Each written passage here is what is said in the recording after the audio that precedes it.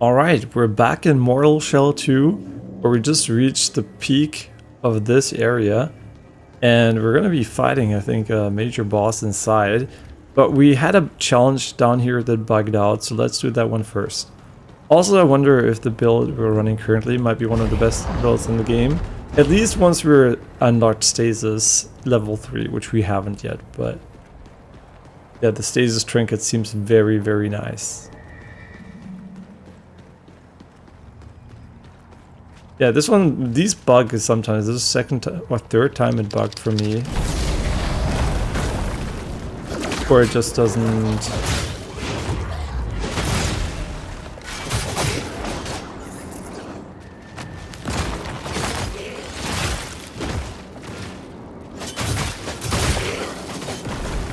yeah, where it just doesn't summon.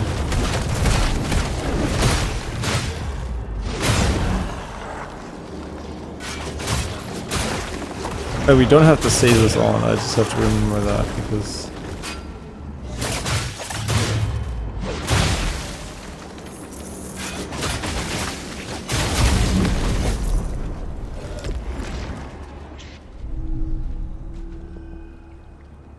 ooh, okay, 2 stones already, and we got the Thief's Stone, which is a combat stone, and it gives you warp stacks, and it works with any weapon. Slightly increases weapon attack speed. Oh, okay. Any weapon. Pretty cool. That is pretty cool. But okay, let's head to the top here. The stair is very awkward. Like, who would build a stair like this?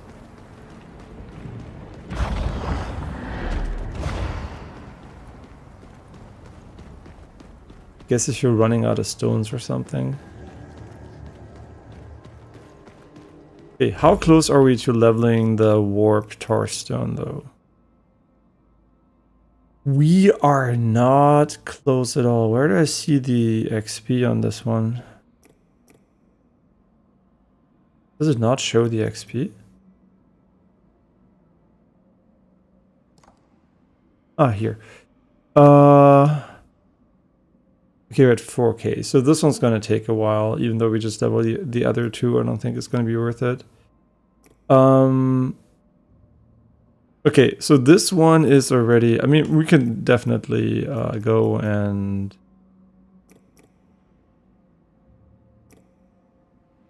equip the other ones here over the ranged one, because this one is leveled, so we don't need it anymore. This one's also leveled, even though this one I think might be pretty good in general.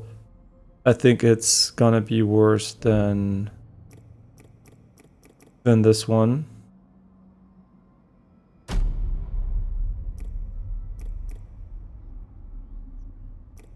Okay, and we also have this one here, which we haven't completely leveled, but I also obviously want to swap out because it's pretty bad. Yeah, we're just doing this to get the currency.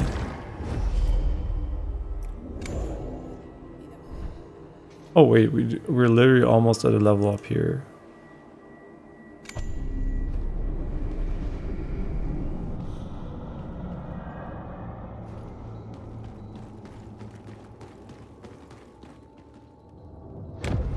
Yeah, I watched the game, the Gamescom opening night live yesterday. A few cool games for sure. The Hoyoverse game is such hard bait though. They knew it's gonna look like fucking the new From Software game when they showed it.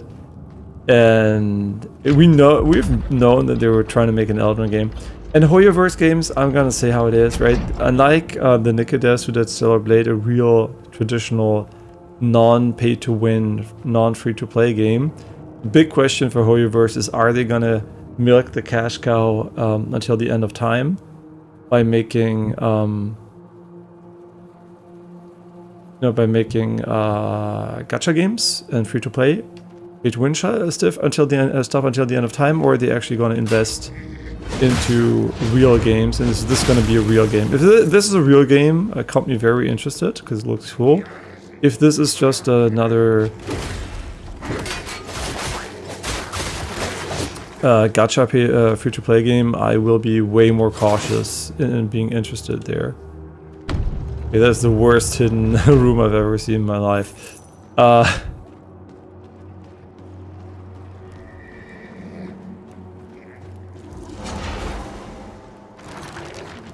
It's a book. Okay, it's a book. Flying at me.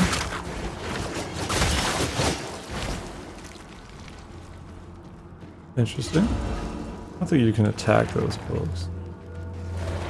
Okay, we need to find a grimoire here.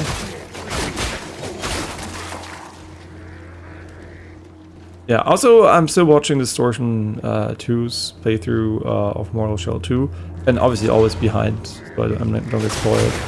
And what's funny is he also tried dark mode, and he had the same opinion that it's, first of all, kind of stupid that it's always dark, and then also he thought it's kind of overtuned for a new game in terms of damage values.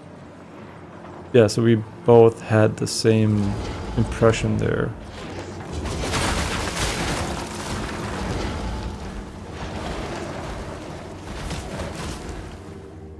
Weird how they fly at you, like in what that looks like.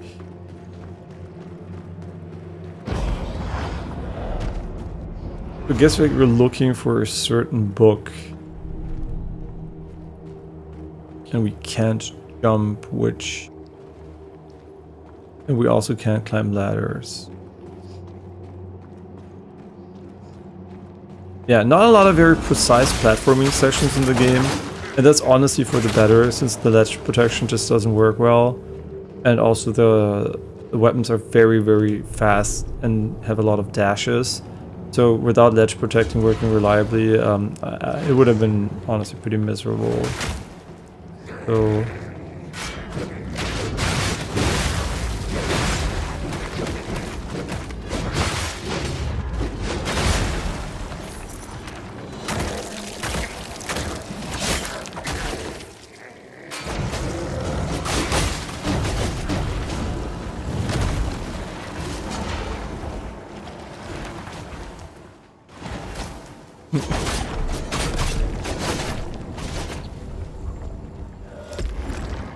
yeah, so that was definitely the opener game.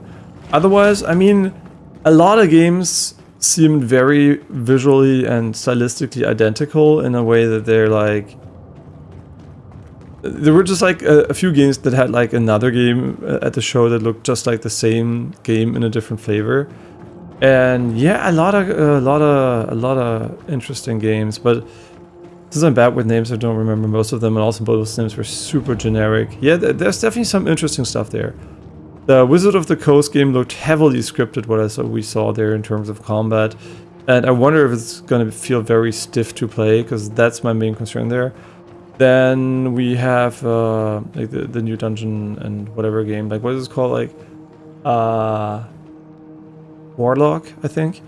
And then at the end, obviously the big Witcher 3 ending, which was, you know, they were playing it safe. They knew after Highguard they can't afford another shit ending, so they basically had the Witcher 3.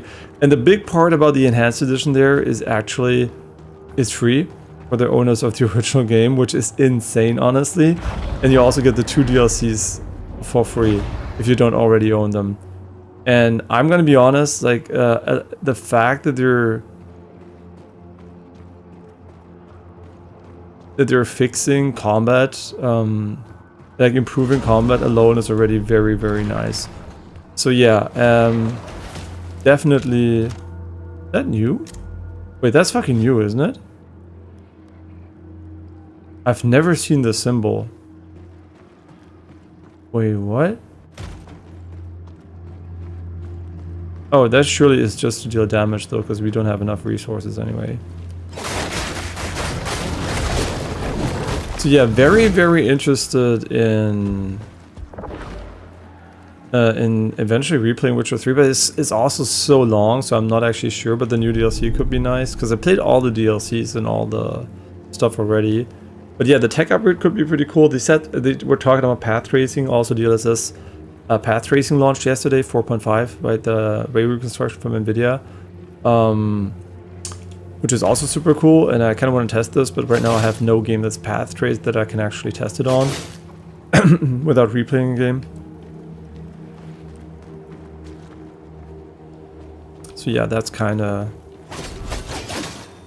kind of neat. And otherwise, a lot of cool games, right? Like, there's a lot of cool stuff coming.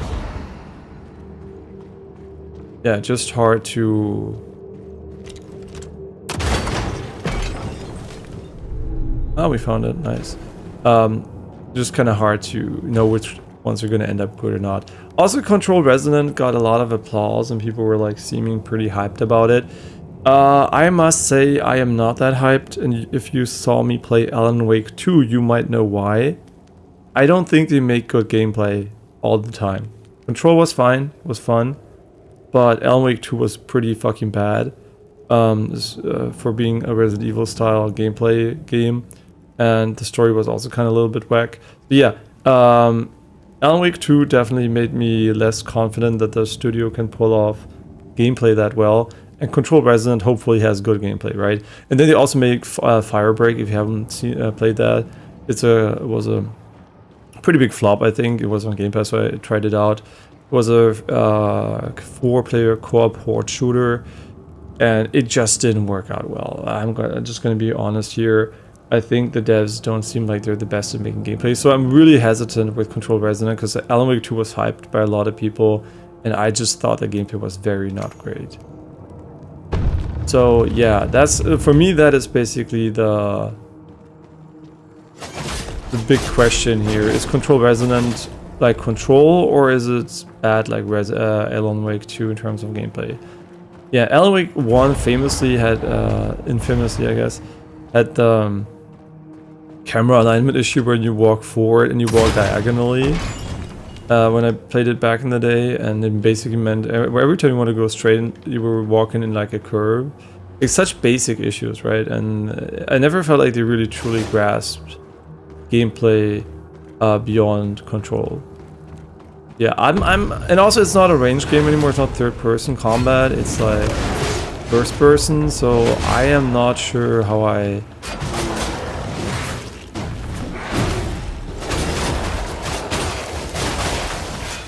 feel about it in general.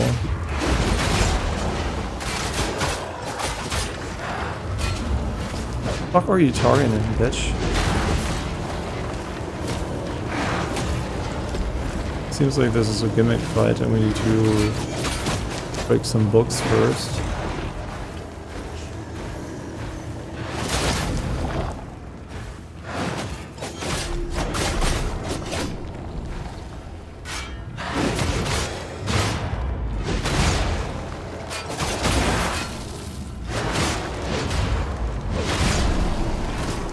Okay, the Cursed Bloodstone. 30 resolve to infuse your weapon with Curse. Doesn't work with this one.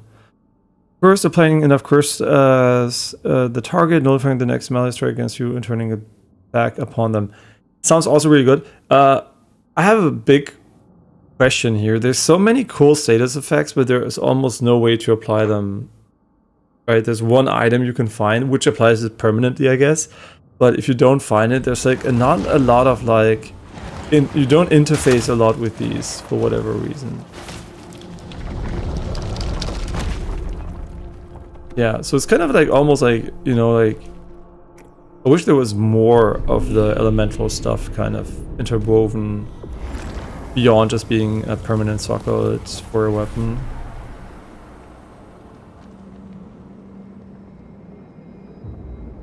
Okay, we opened the boss gate, which is very nice. What about the tar stone? Is it finished? Which one was it? Like this one? No. Yeah, this one's finished. So we're gonna unequip that one. Wait, no, this one's unequipped. Yeah, this one's finished. So we're gonna unequip this one. And yeah, we can just reapply this one, I guess. I don't think there's actually one that I like more right now. I don't know, wait, we have this one, which is obviously better. Yeah, this is way too situational because you don't even know if it procs if you hit nothing. So, I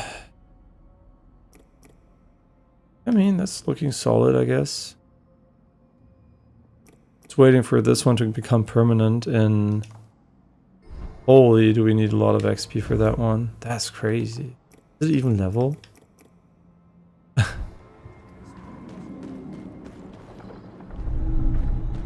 Yeah, we're getting a lot of glimpse, which we could use to level another shell, but I'm kind of holding off until we find all of them, because none of the... I mean, Proxima seems kind of okay, but... And the heart guy. But yeah, I'm just like not 100% sold on them right now. The heart guy, though, for clearing levels could be pretty cool, but he's pretty... visually pretty not my style.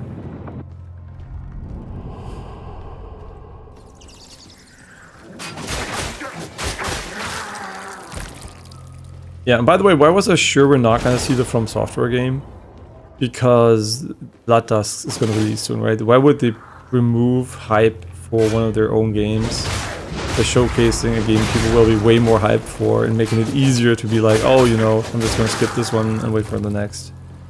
Yeah, you're not gonna hear anything about the next big From Software single-player game before Blood Dusk launches, I think. Would be very, very surprising. So, since Blood Dusk launches pretty soon, I think, we might see it on the Game Awards, though.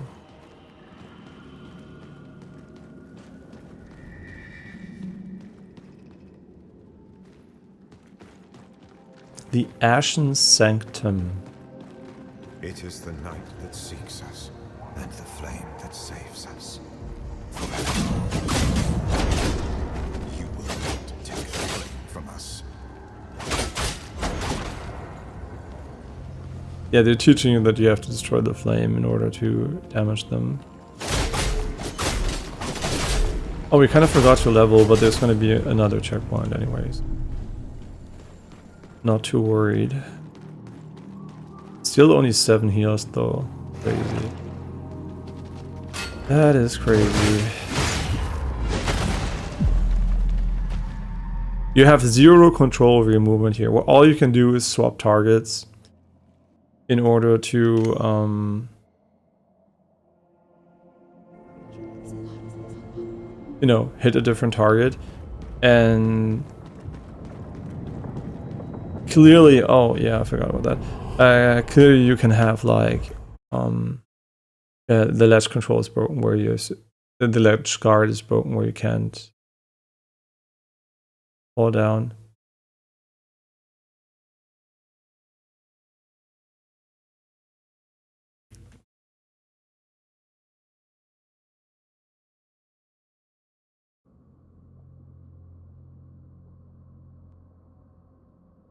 Okay. Yeah, ledge guarding being broken, ledge protection being broken is really unfortunate though, because we died at least 5 times plus to that shit. It's always funny, but also annoying, so...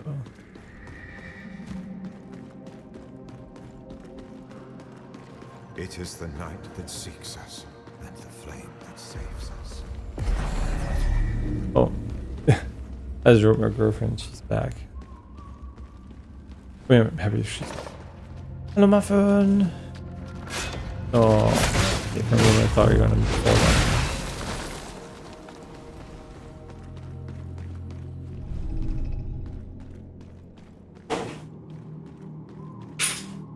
Welcome back. Oh, was denn?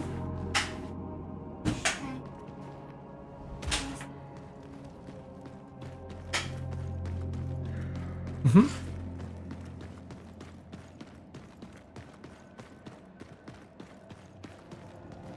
Mir ist noch eingefallen, dass ich hätte den Magnum gewollt, aber es macht ist ja egal. Also, ob ich nicht doch noch Magnum wollte, aber... Ja, mir ist zu spät eingefallen. Nein, ich bin auch super erschöpft und verschleimt auch schon vorhin ein bisschen Schleim raus.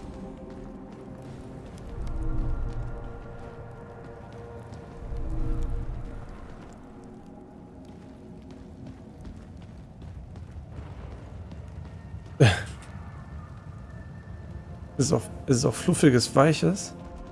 Ist auch fluffig und weich? Ist es weiches Klopapier? Und wie viele Lagen?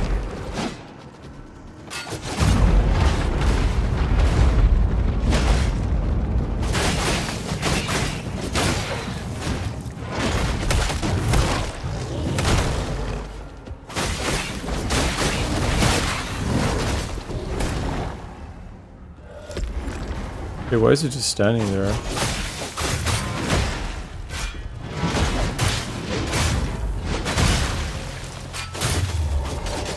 Huh? I have no idea why he just stood there. I like actually that the area is so dark because this, like the, you know, this area looks very, very bright visually when it's not dark, so yeah, the white is a bit too much for me, so I very much appreciate this being the dark version of the outside.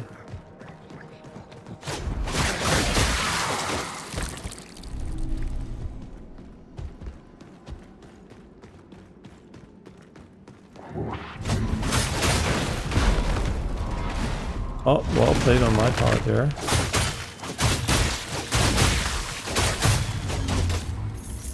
Looking for your shit on.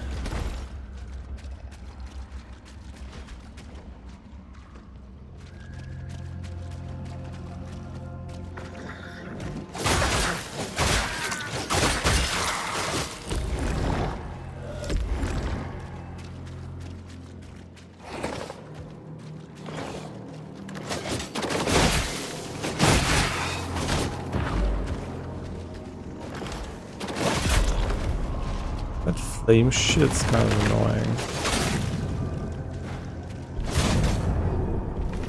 Okay, just lore drop me mid-combat on a fucking flame that I'm trying to fucking extinguish. That is just fucking dumb as fuck. They literally put, I thought, okay, it's not going off because I'm attacking right still on. And then I press B in order to, maybe, you know, maybe you have to press B on that one for whatever fucking reason. No, it's a lore drop mid-combat.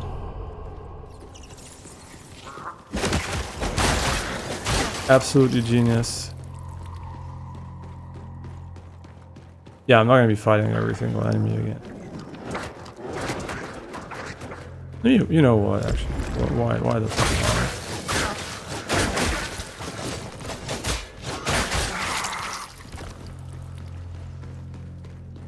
Why the fuck not? It is the night that seeks us. I'm pretty sure we're close to the next checkpoint as well.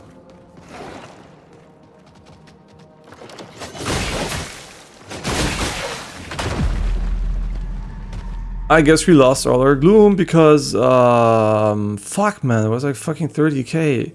There's no ledge protection again. What the fuck is this shit, man? Fucking learn to code, you fucking dumb fucks. Either have it or don't have it. Don't just switch it randomly. It's like those games where sometimes you can drop off an edge and sometimes there's an invisible wall and you never know which one it is gonna be. It's just bad game design. Keep it fucking consistent, bitches. Like in Wukong, right? Most of the time you can't go anywhere and then suddenly they make a section where there's a bridge and you can fall off and you're like, hey, what the fuck? I can't fall off anywhere, but yeah, there I can, huh? You lost so much gloom because I didn't level. I forgot to level. That is at least one level up lost. It is the night that Who gives a shit though? But still, it pisses me off because it's not my fault. Like, that's not on me. But if I know there's no ledge protection, are you gonna see me go towards the ledge? No, right? Obviously not. But since there's mostly ledge protection the entire game, it's just sometimes bugged. But in this case, I don't think it's even bugged. I think it's intentional, which is even worse. Yeah, what a bunch of clowns. Wait. Did we never go up here? I guess not.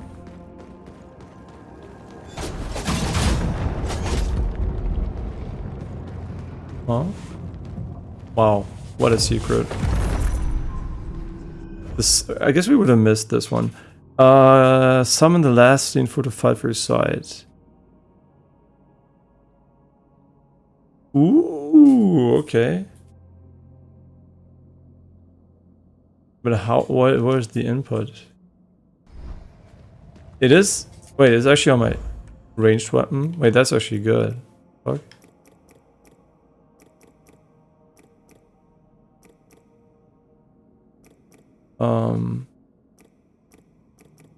I just don't know.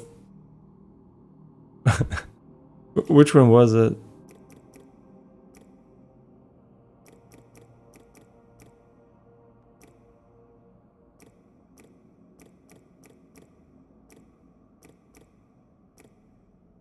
I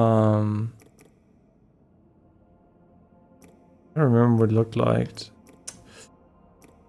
I was just dismissing it instantly here. It might also be one of the weapons, but I think it was compatible with the shotgun, which is why I was interested.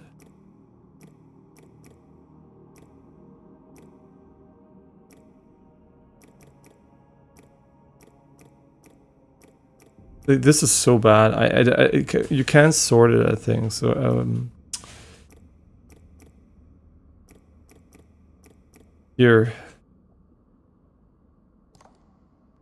Oh, it's only compatible with the summoning seal, which we're gonna use if we ever find it. Okay, kind of confused that it works with the shotgun, but I must have missed the part where it's not. Okay, do I want to fight this guy again? I mean, kind of don't want to fight him again.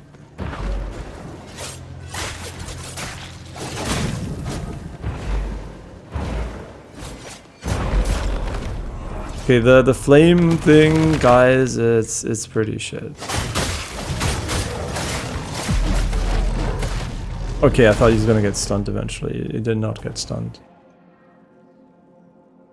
Okay, the dying to the fall damage there like tilted me so much. I hate that, right? Just like one moment of shit game design already, like you're like, oh fuck that, right?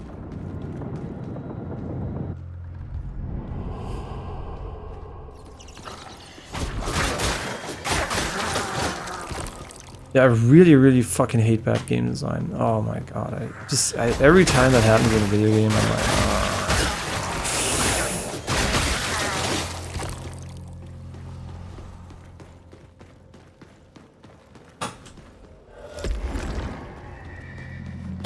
yeah, the flame shit seems awful. Like, who the fuck thought it was a good idea? It seems like such an awful idea, and this guy here, now we have to wait for him to attack every single time.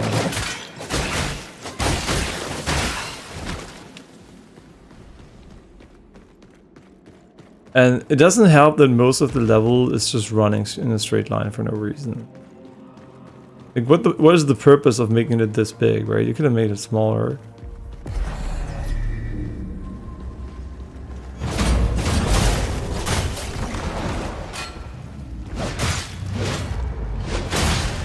Oh yeah, it's basically 0 HP once.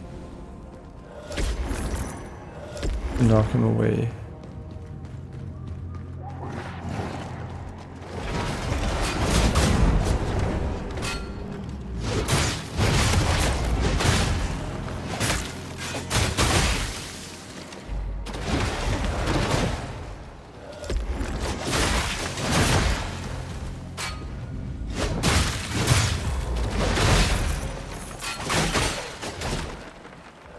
Like we don't have enough heals, bro. Like they don't heal enough.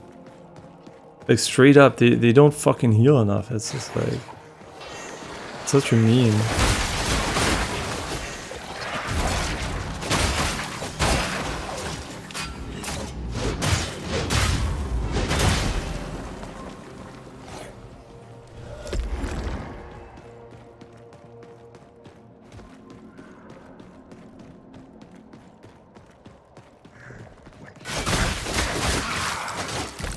How did we die here? Was it bullshit or was it my fault? I don't remember.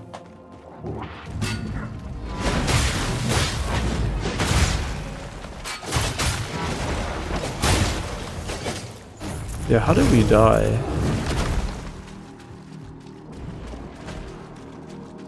We fall off an edge?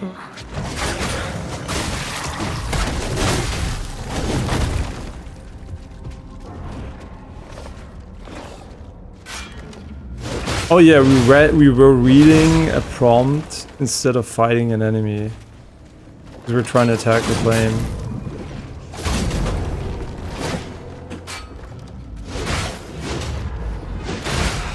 Where did we even read it? Huh? how did we manage to open the prompt there?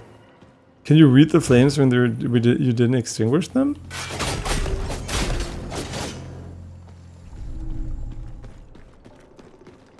Okay, there's for sure a checkpoint around the corner, hope.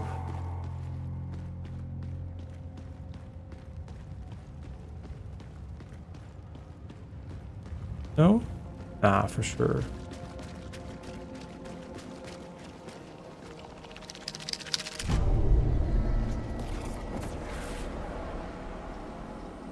We have 8.9k. That could be enough for leveling the weapon, I think. Wow, we can upgrade our shit once. Nice.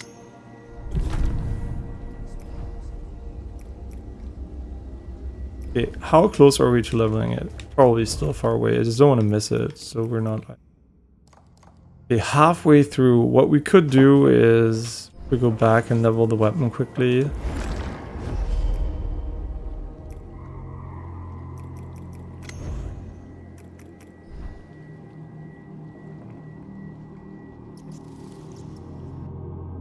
Yeah, I'm so glad also that we vibe coded an FOV mod. We can fix the FOV, can change the FOV like we want to. Max level is plus 16. Huh? What a weird number. Huh?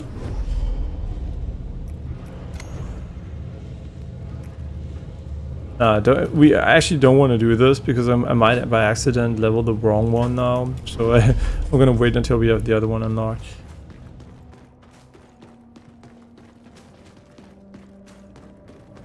But that's actually kind of interesting. We have a max level weapon now. Devoted brother. Plus 16.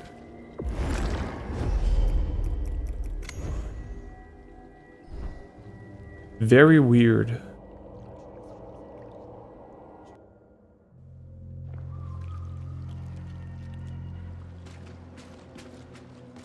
Very, very weird. And why would they give the ex-Satana to the big guy?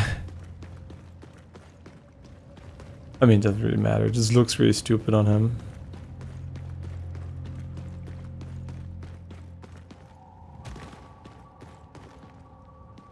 Okay.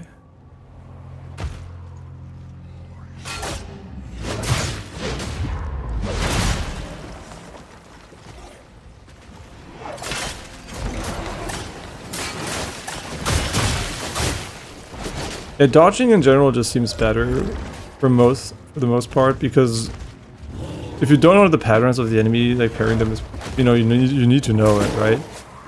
But when you are dodging, you don't need to know shit. So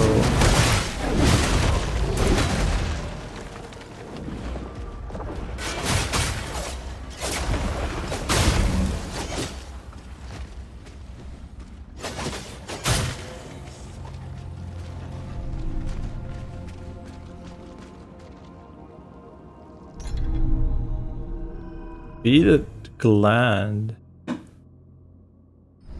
may still be of use. I mean, so far not.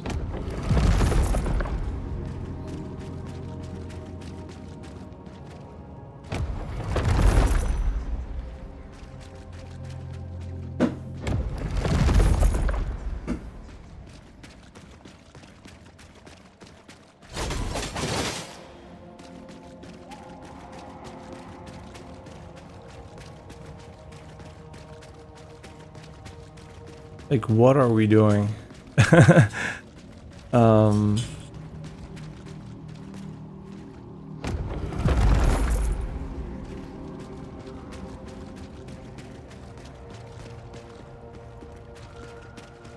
I guess this is just they always do the same structure where they have like an optional area next to the boss area, and I assume we just have to go in and cleanse this one so we can go to the boss.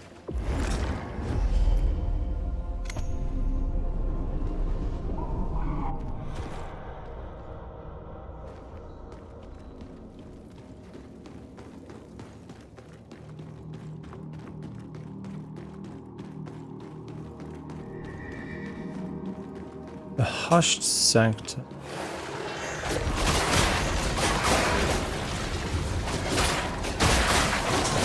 Oh my god, almost killed me again.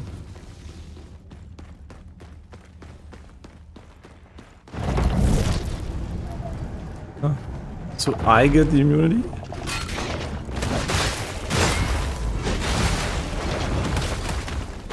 Nice stun lock, bro. Fuck is going on? Can I play the game?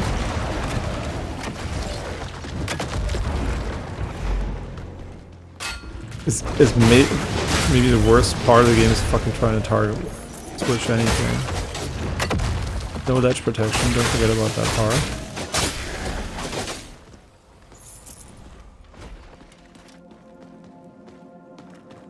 Yeah, for whatever reason this area has 0 ledge protection.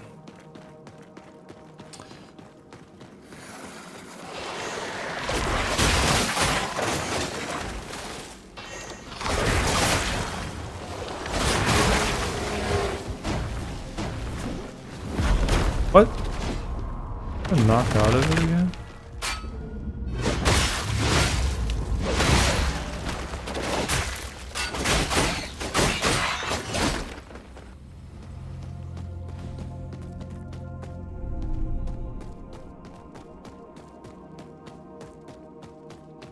Kinda unsatisfying to get the weapon to max level this early though. Explains why they put the prices so high. They should have done more upgrade tiers and make it cheaper. I don't know. Or it always feels bad when you're like relatively early in the game and then... Not relatively, right? When you still have like 2 major areas to do and you're already maxed out your weapon. It's just like Elden Ring progression bullshit.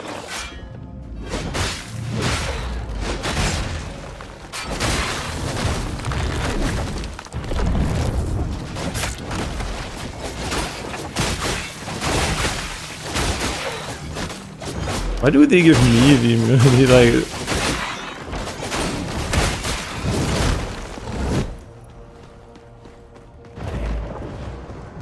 Not like you really need it right here.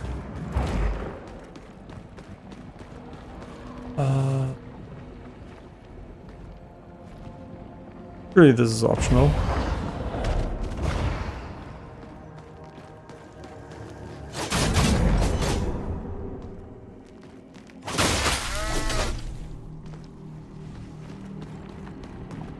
Yeah, it's so fucking stupid that you have to kill them for the item. I really don't like that, forcing players to kill innocent animals. Reminds me of Far Cry where you kill like 100 of them and just get a fucking pouch upgrade, like one wouldn't be enough for that.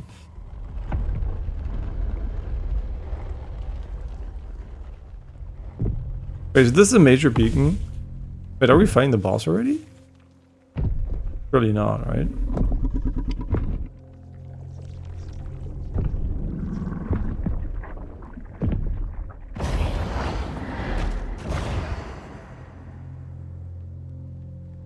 Yo, it's Sekiro.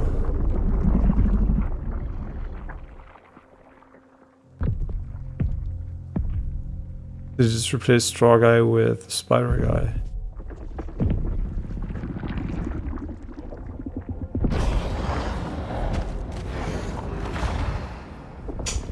What the fuck? Yo, let me play! The character doesn't move. What the fuck do you want, game? Like, fuck me. My controller did nothing. Huh?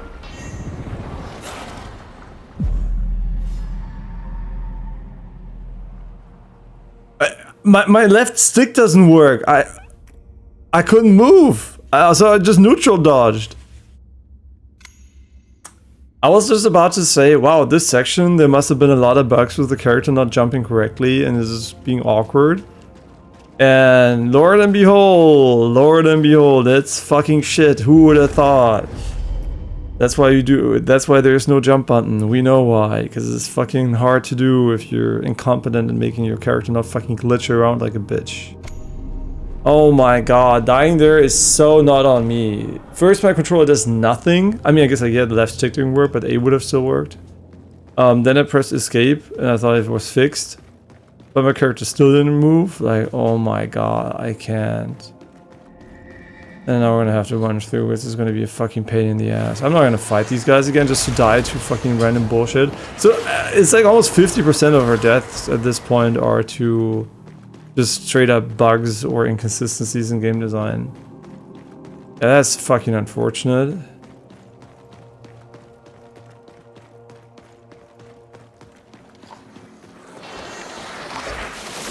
That is so unfortunate. I mean, we could kill them all again, but...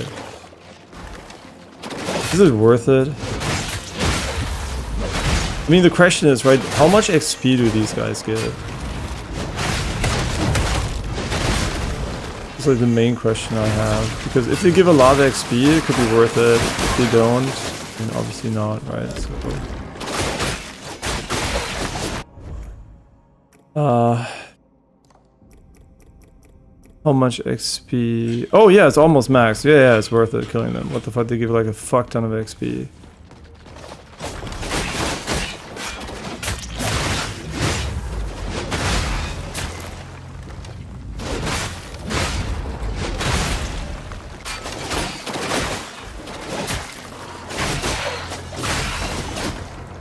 Might be the best spot actually to farm XP. The enemy density is very high and they're very, very weak.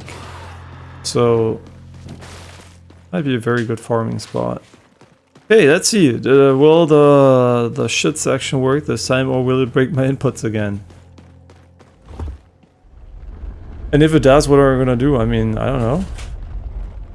I'm pretty sure that it doesn't do it consistently, at least, because otherwise we would be soft locked, right? There's no way I'm gonna be moving forward if I can move my character.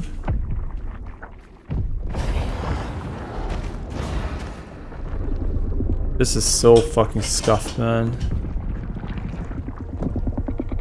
This time I'm gonna wait longer. I think we pressed the jump button as early as we could, but I'm gonna wait a bit. Maybe it helps. Yeah, let's wait a little bit longer. Okay. Oh, okay, I can move. Nice.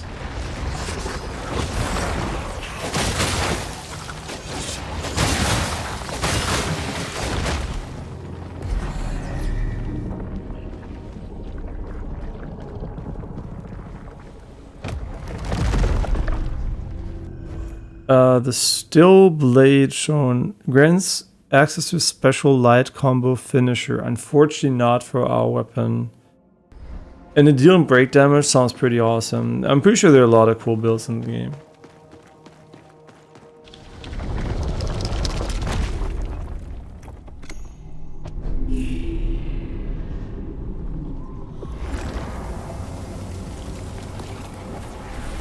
Okay, is it max? Didn't pay attention. It's not quite maxed yet. I kind of want to max it, and I think actually the beacon is a good place to do so. Yeah, I kind of want to max it so we have stasis, because it's cooler.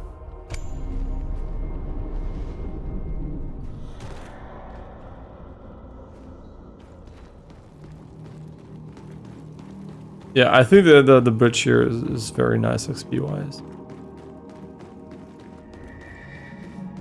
I don't even know if the bridge actually gave us all the XP, but...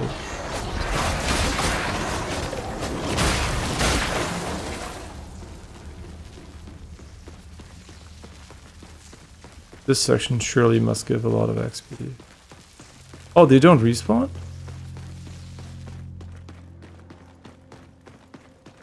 Huh?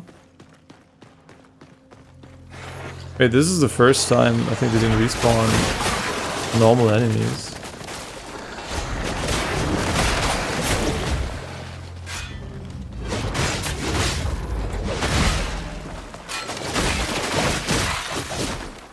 Okay, how much XP does this give? Like, is this actually giving enough XP here? Yeah, that is easily enough.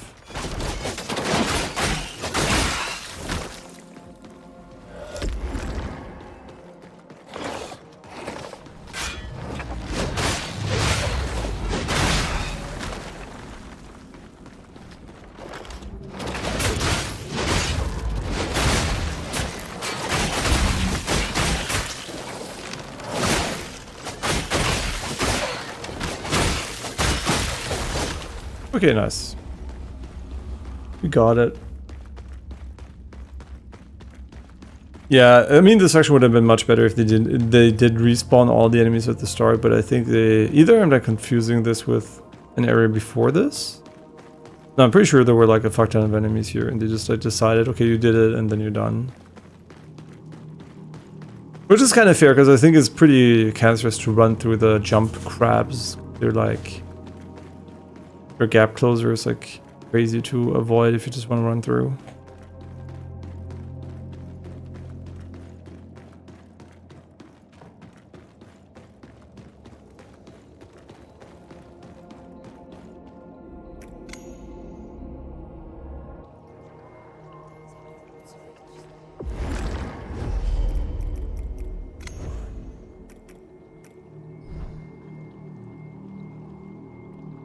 I never understand people who put an animation before you fast travel, just making the loading times longer. It's like, load, man. Nobody's gonna give a shit if you do the animation. Okay, we want to go all the level 1 ones to level 2.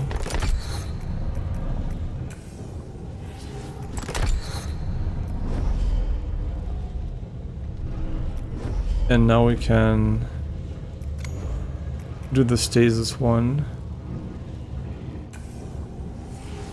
Nice. So we still don't have enough, man. Like, how is it even gonna work? Like, are you ever? Like, how are you gonna get enough to find all of them, right? How does that shit even work?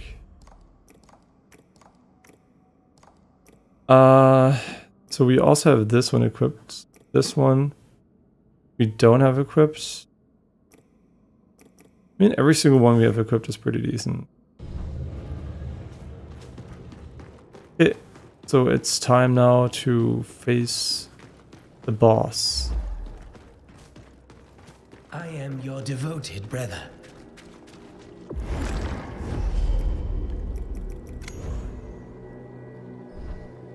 Why does it say it has 2 more checkpoints? Is it because I didn't go inside? No, actually there are more checkpoints inside. I didn't know. I thought we were gonna fight the boss right away. And nope. There is more. I don't understand the lamp idea. Like, it's just very miserable.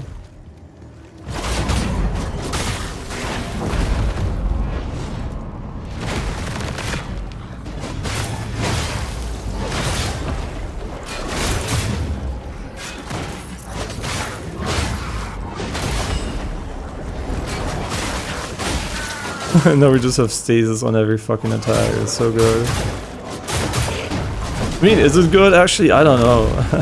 we assumed it was good, but it might straight up be not good, so.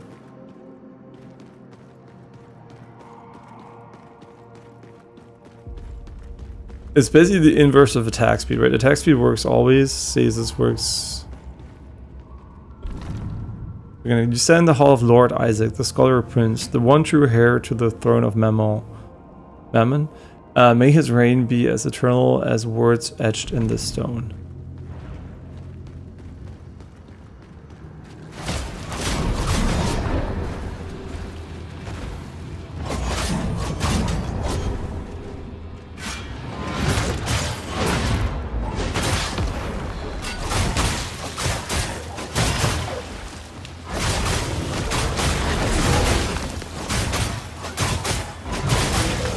"31 stasis stacks? Can you even move?" That's wondering. I can't. What the fuck is this shit? Heavy round that deals splash damage in small range. I mean, yeah, I mean, fuck gives a shit. So we just removed the ranged one, right? This one, right? It's the one we removed, yeah. No, not this one. This one. Interesting, they have the same visuals, the same symbols, so they're supposed to be maybe part of the same set or something.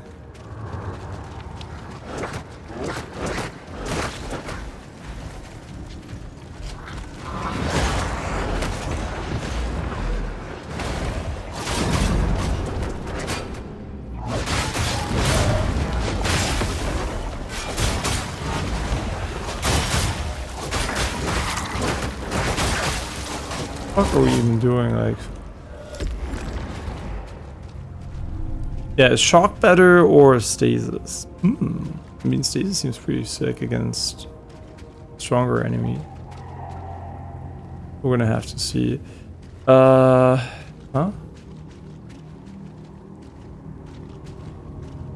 What?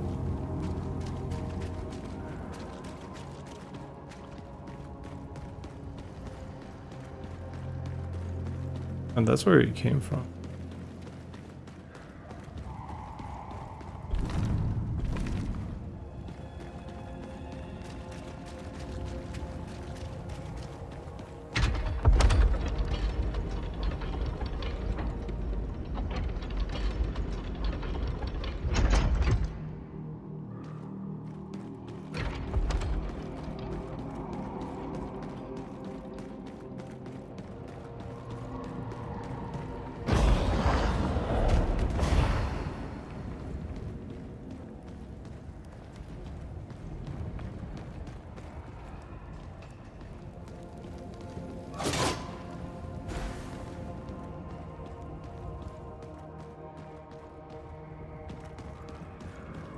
A little bit annoying, this level design, where you have to look left and right constantly.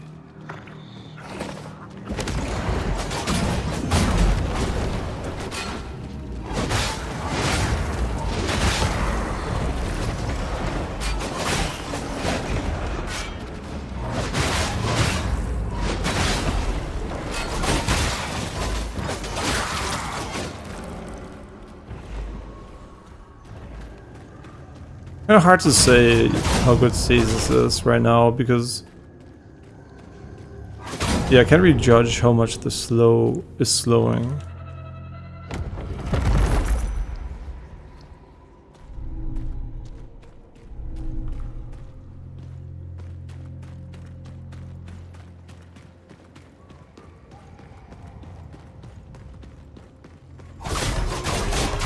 It is just a larger version of the bridge. Oh, they wanted to bait you to fall down. Ah, I get it.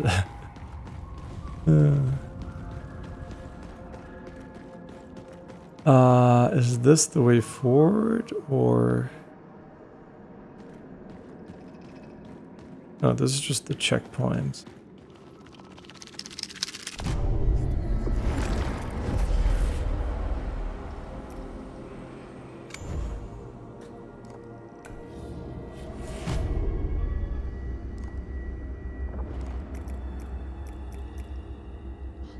Poisonous cloud or longer shadow.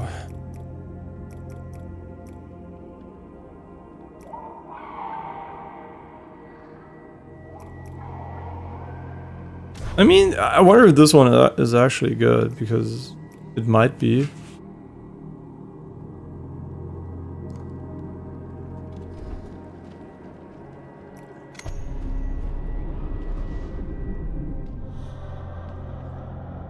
These areas would be so much better if you didn't have this shit starting section every single time.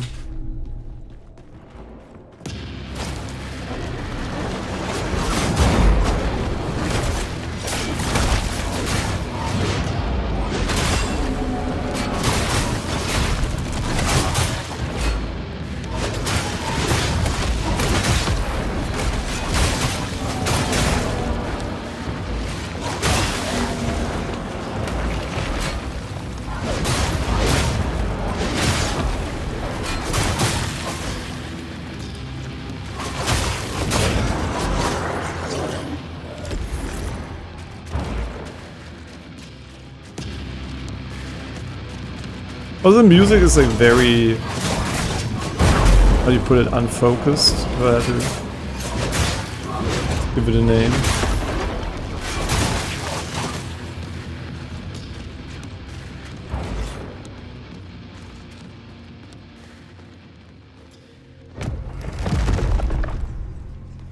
The winter glass gem, probably frost protection or something.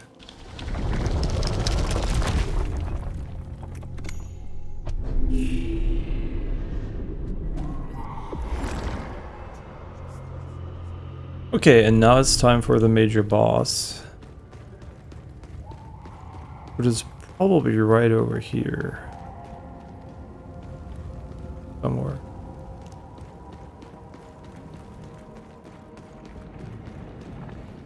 Yeah, now we know some of them are just straight up fucking bullshit mechanically, so I don't expect too much. Every time you die, you're gonna have to do the TP. Yourself. Why? The prince is near. The scholar prince. I still remember him. He was our first mistake.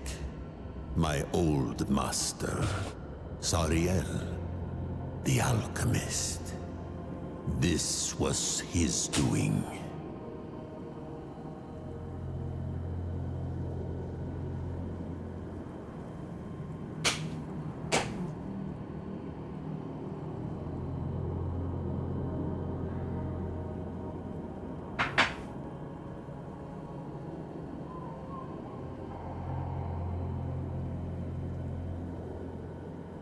The prince's mother was very sick.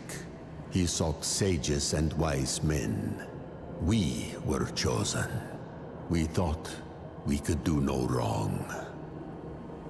The prince was kind-hearted. He would not let us test on his subjects or his mother. So, we tested our cure on him, and he was punished for our foolishness.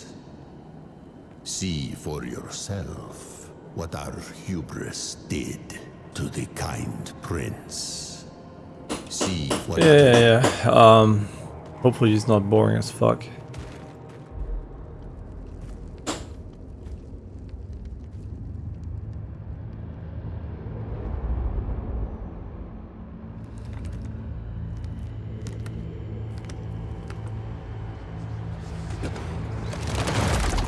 What the fuck? He looks so bad. What is this shit?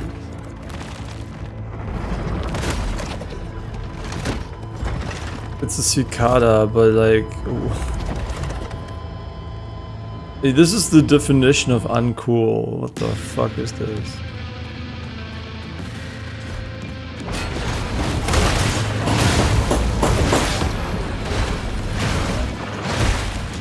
The fuck, did he hit me with something behind him? So I can already say that Stasis doesn't seem to be the most potent skill against the boss.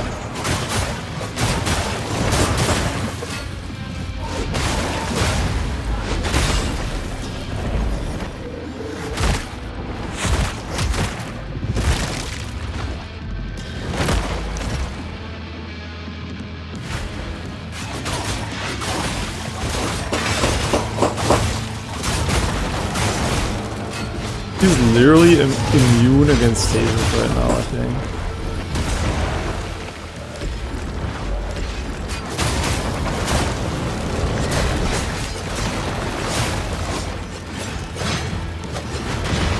He really likes spin attacks, huh?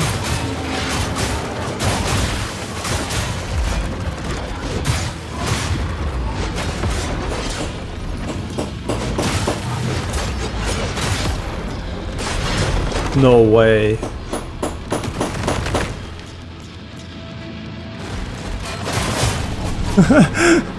Wait, he hit me at the end? What the fuck?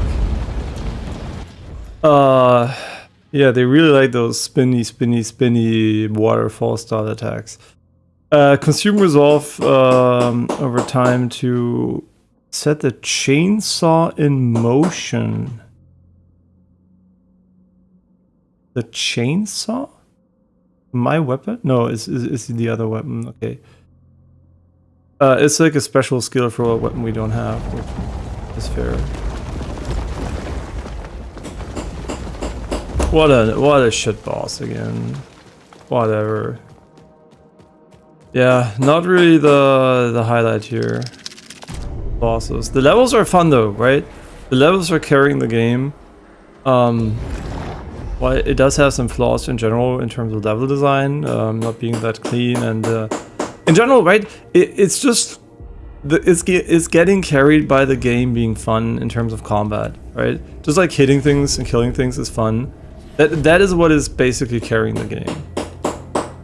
Everything else is I'm not so sure about.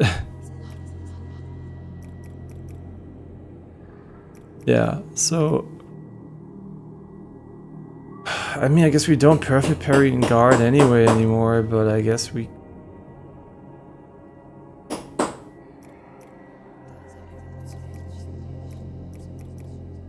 What even are shadow stacks? Wait, we really get invisible if you fail a parry?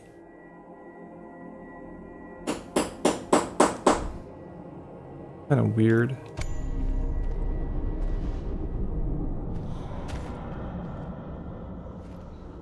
Yeah, obviously the bosses deal a fuck ton of damage, right? But that's the only reason why you couldn't ever die to them, because otherwise they're complete fucking dog shit.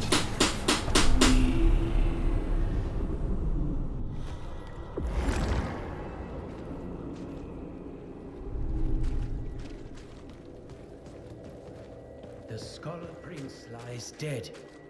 Good. I...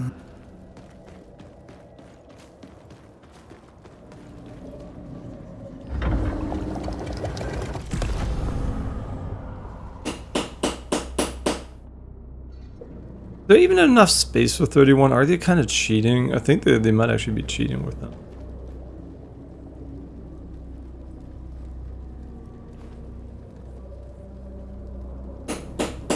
You know what I mean?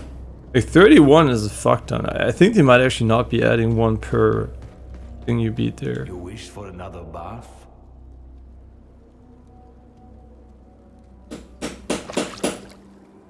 You honor me, Harbinger. Yeah, don't worry about it. You know what honors me as well? Getting more of those passive tar stones that don't fucking suck dick. Why are they blinking? Like, is it to show you that this is the slot it can be put in? I actually don't know.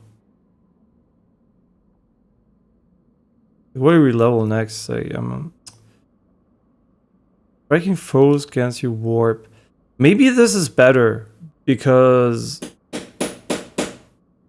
maybe this is just straight up better because it's more DPS and enemies might just be resilient to stasis. It's hard to say actually if warp is better or worse. Is it like limited to? Ah, this one gives you warp per strike, but it's the double it. Wait, this is a different category. Whoops, I didn't pay attention here. The double attack is obviously better. Like clearly, the double strike is better. So yeah, as we already mentioned, which is the dumbest part, we haven't even done the level because we took this path, right? We came from over here directly to the boss. So we have this entire area still left to explore after doing the major boss. It's just miserable level design, right? They kind of don't know when to make it linear in a way that makes sense, right? Like have choke points where you go into a certain biome and you need to clear it in order to reach a boss. They just like, you know, they were like, oh, how about we make an open world, but it seems like it's a level which is cool and everything's connected, but you still need a moment of structure. If everything's just, it's like if Elden Ring was an entirely open plane without any dungeons that have a path in them, right? And it just needs moments where it becomes linear in order to make sense in terms of progression. Otherwise, the levels become irrelevant, right? I could literally skip 90% of the game if I didn't care about exploration. Oh yeah, right, this is like the... Oh my god, which fucking one is so bad. It's so fucking shit, man. Like, I hate this. It's so bad. It's... Okay, this is the wrong side. Now we have to find this. It is fucking shit. Like, holy man. Devs, what the fuck are you doing? Just let us select the points on the map, man. The entire structure is fucking nonsense. The worst way to do it is a list, man. Either do it over the map, best way. Second best is a grid with icons per area.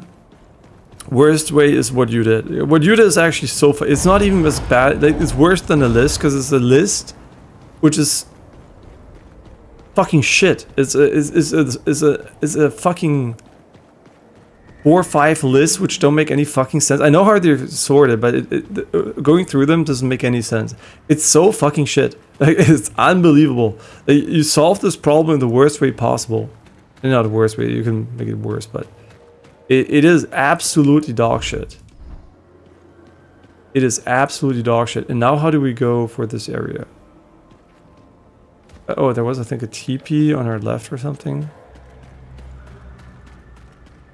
And in general, they suffer from the areas too big for the sake of being too big syndrome. Which just makes them feel empty.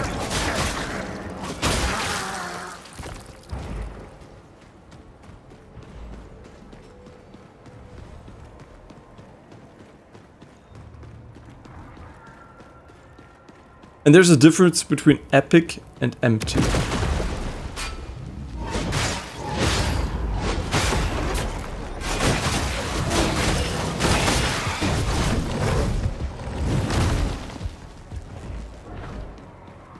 Okay, this is the part where we can access the rest of the area.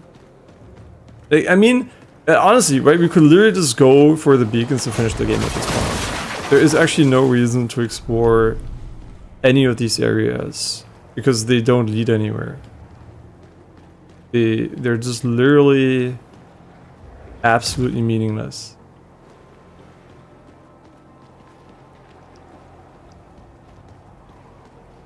Why do I have to think we're gonna die for nothing here? I don't trust them. There's no way dropping down there gives us an item. Or the game has not been very nuanced in its level design. Like, there's a lot of stuff in the game that basically has no reason for it.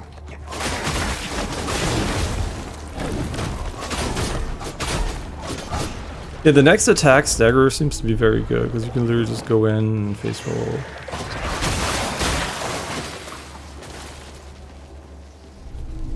The enemies.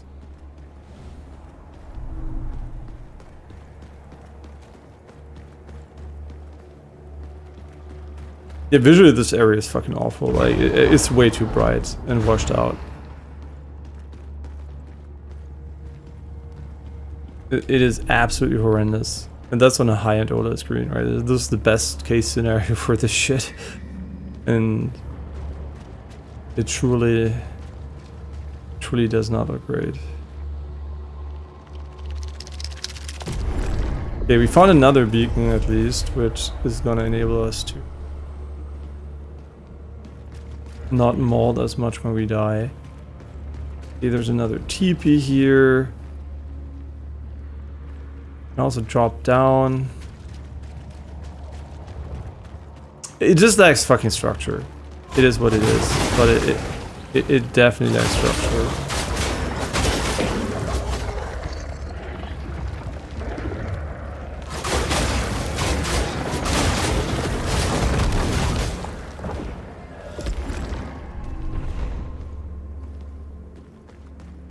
Like, what am I doing? Okay, I could go down there, I can go up here.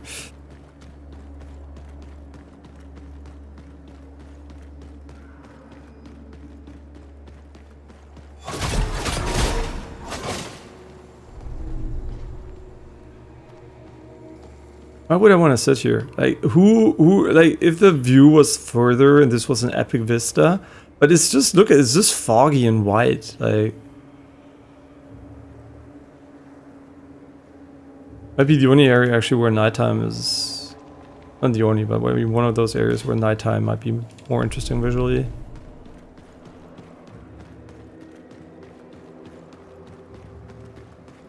Yeah, I don't really like the level design in this game for sure. Like, yeah, initially you might have been on the, you know, I don't know, maybe, blah, blah, blah.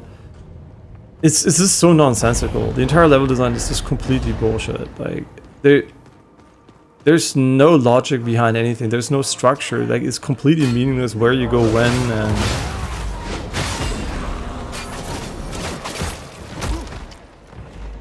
Also, the enemies are the same everywhere, roughly. There's, like, not enough enemy variety. They just invested too much time into making the world big. Oh, another generic piece of shit.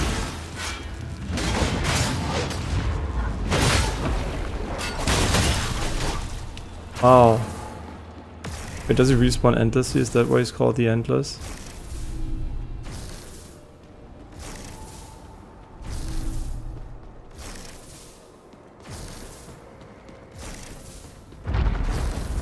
Okay, we opened the big gate after killing one of the most trash mobs of all time. Another area where you can sit. Bro, guys, sitting does nothing in the game. It has no advantage whatsoever. And it's not like it looks particularly cool here. I mean, that looks fine. Okay, can I get up? Can I get up? Can I get up? Can I get up?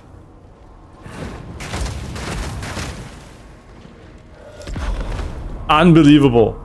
Unbelievable. The character just refuses to get up, and that's... And you get hit. Maybe that was scripted, actually, because it felt like you didn't want to get up. Almost felt like this was a scripted moment, which would make it even worse, but...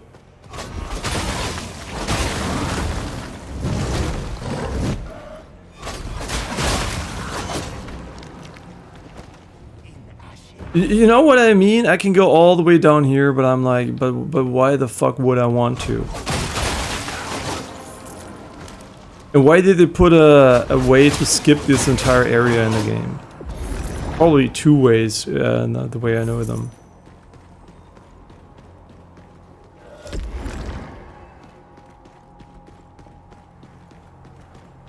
It is so nonsensical to me.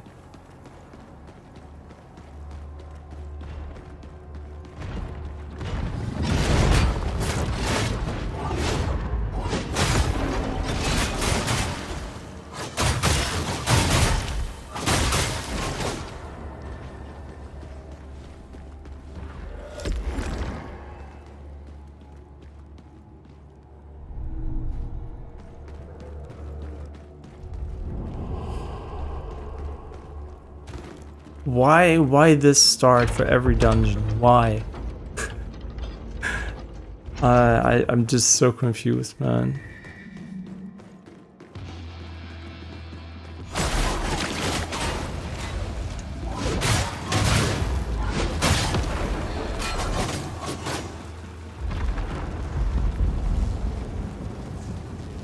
I like how we're taking damage from something while I don't even know what the fuck is going on.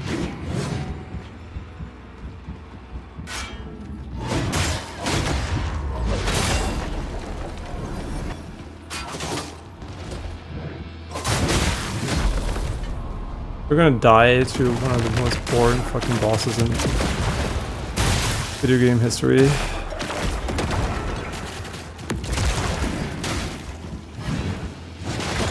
The answer is probably because we're dying to some weird ass dot there.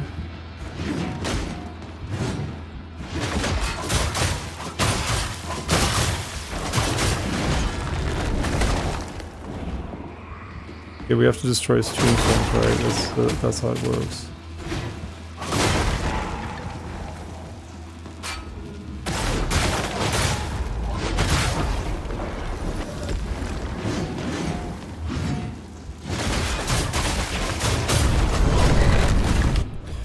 Yeah, this guy gives you the clockwork sky. The ambitious instrument of a madman or a genius. Perhaps he was in fact both.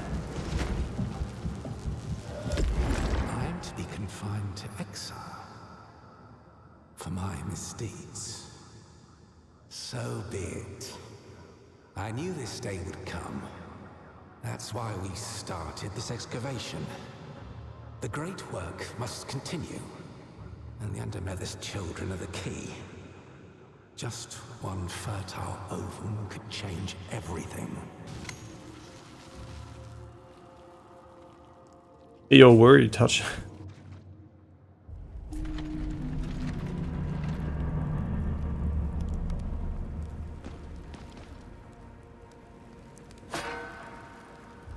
Soriel, there's word from below.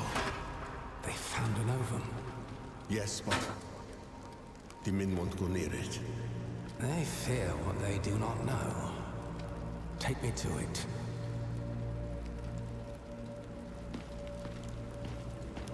If they did these sections without those shit visuals, I think they would have been better.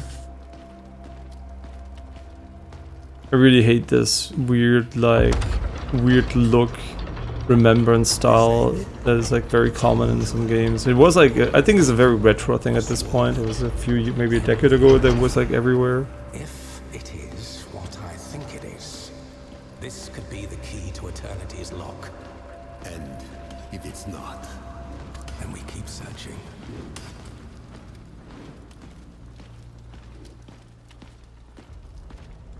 These useless peasants. What have they done? don't worry. This isn't our prize. You there. Collect the remains. It may still have a use. Wait, Rickard sounds like the bird.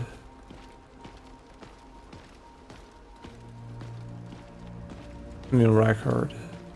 Holy. It's fertile, but unhatched. Perhaps something is wrong. You're right. We must free the unborn. This is madness. It's a calculated risk.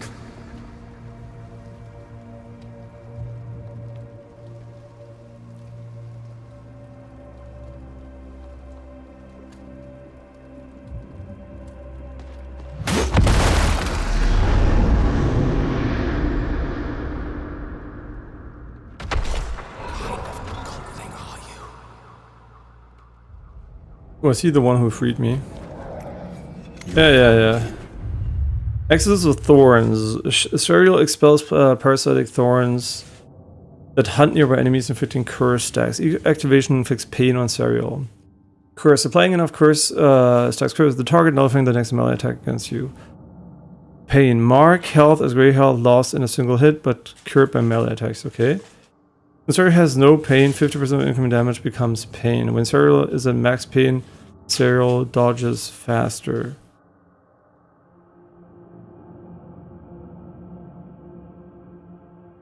What do you mean, max pain? Is there a new max pain game? Mark's health is gray health. Okay. Ended him. Doesn't sound too bad or too good. Better than he deserved. Seeing him, I remember things. The prince we failed. The miner we remade. How many more? The audio here is kind of fucked. I suppose I deserve this. What he did to me. I should have stopped him. Perhaps you can use him for some good. Perhaps you can use him for some good. Yeah, I'm gonna be straight up honest. Like, I'm not that interested in this playstyle. It's a pretty shit playstyle.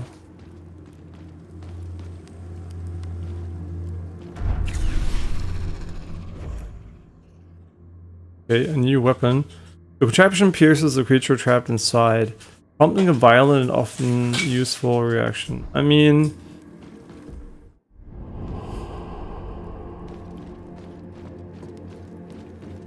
the build is just good enough, man. Like, we're at the point of the game, I played so much of it that I'm like, If they had given me these things earlier, I would have cared, but at this point I'm like...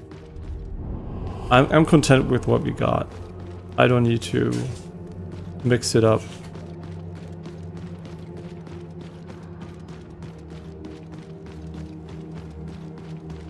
I mean, sure, we're gonna go and see a look at his skill tree, but also visually he's kinda mid.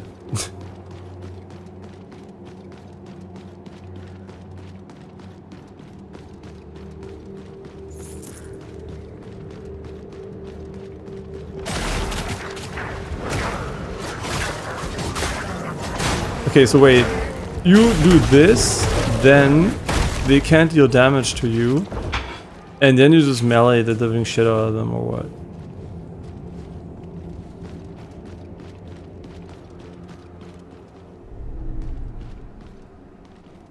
Oh, you can TP over there, man. Can you just... It's so unsatisfying to explore this game, because every time you're somewhere, the game's just like, yo, bitch.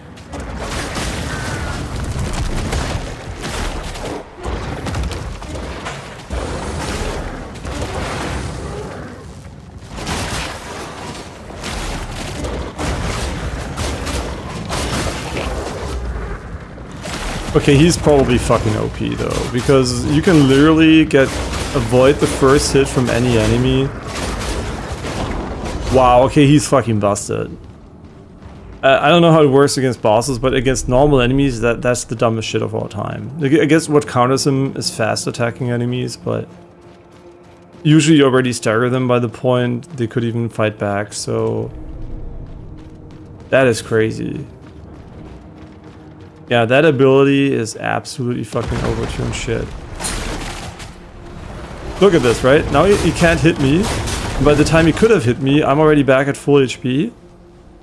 And he's dead. Reveal the unfound path.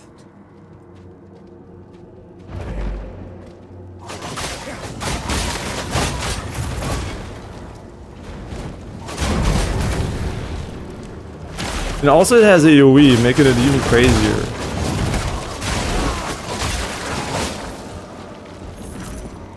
He's absolutely broken. There's no doubt in my mind that this is probably one... This is the unupgraded version of him, and already the skill is so fucking busted. Okay. Kind of expected something more epic behind this, but... I guess that's all we get.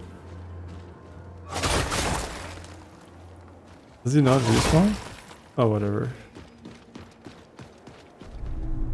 Yeah, I mean, we might play him just because it's so fucking memey how OP he is. But you also might just make the game so boring that...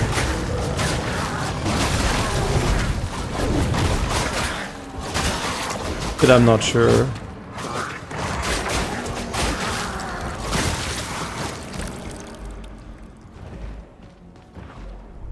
Yeah, right, we're running around without heals because I didn't go back to the checkpoint. Okay, let's go back to the checkpoint and then we can look at the skill tree. Because we can level another shell, right? But I will level whatever sounds good, so we might as well level him if he sounds good.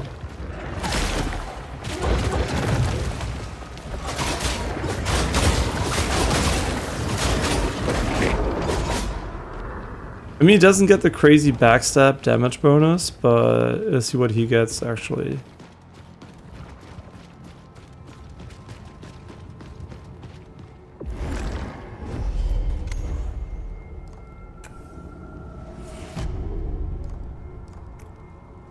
Okay, what does he have? Each level improves access with thorns. Damage and enemy cures 25% more pain. Range damage also cures pain. Okay, interesting. Curse mitigation. When target has no pain, is applied as pain. 80% of damage applied as pain.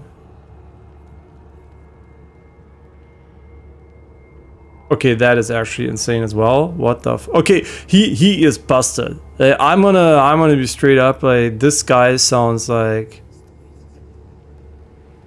I don't even know what they mean with regrow. Brahma. Oh my god. Oh my. Okay, we're level. Oh my god. I didn't even read all of it. He sounds like the most broken fucking shit I've ever heard. Like, he just sounds like he's gonna be unkillable and fucking deals a bazillion damage. 100% we're gonna be leveling this guy. What the fuck?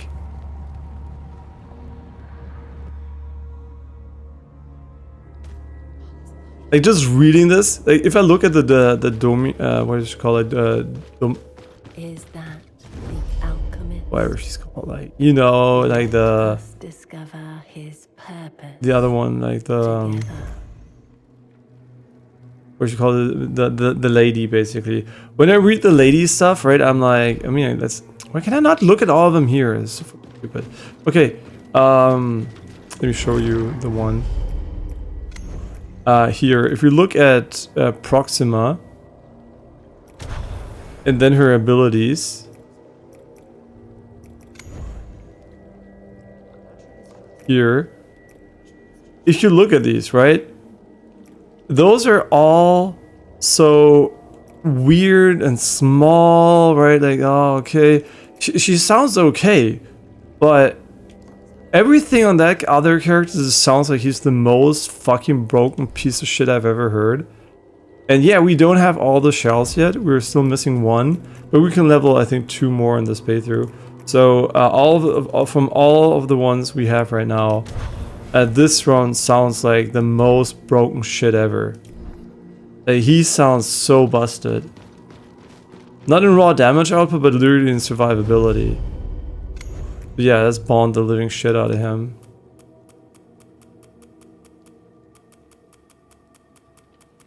Yeah, we can get him all the way to level 4 instantly.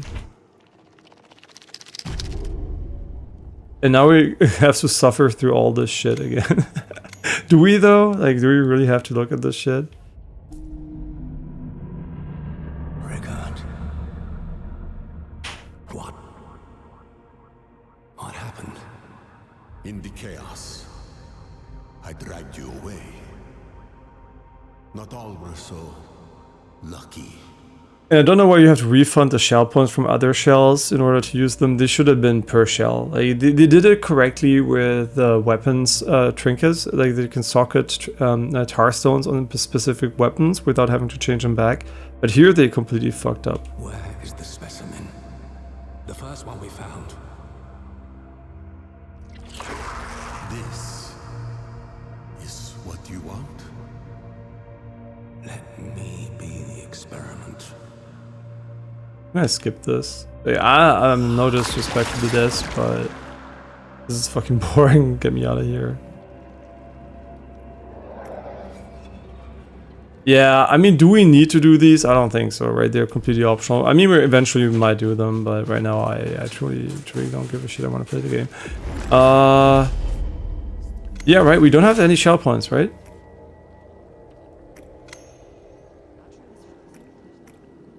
Wait, they're inside of? No, now we have them. Okay, good. At least you can refund them from anywhere you want. Which is dumb. I think it should have been per shell. I don't know why you would not have it. Like, what this does is you can refund them anyway, as often as you want. So you have to respec every single time you change shells? Why? Right? Doesn't make any fucking sense to me. Okay, so, which ones are the most broken ones?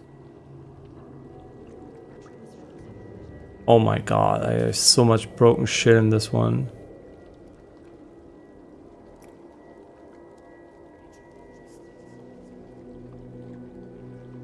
Okay, this is a new ability.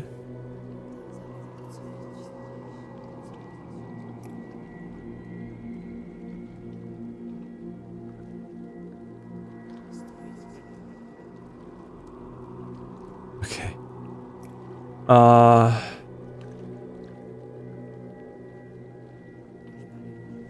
Self-inflicted damage of a first enemy. What do you mean? Oh.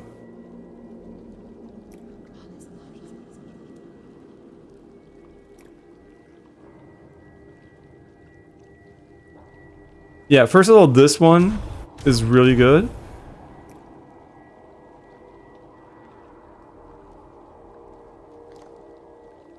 This one sounds fucking busted as fuck.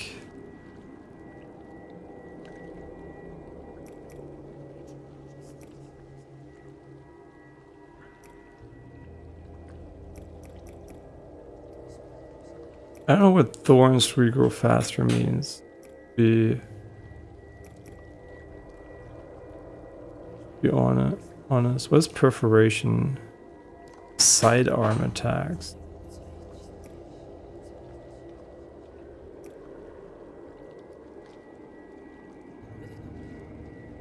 That one sounds fucking interesting to me.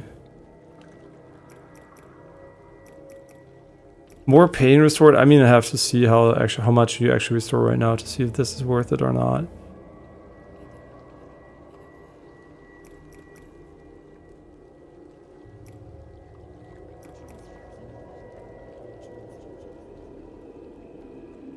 I mean, this one just sounds straight up nice. We still have SP. That one just sounds nice to have. Like for 1 point, that is actually... Like the 1-pointers are actually pretty good. I'm not gonna lie.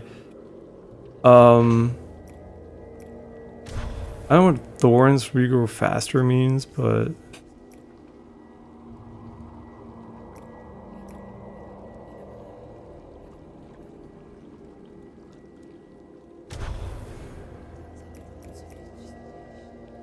You know what? This sounds like a good build. I have no idea.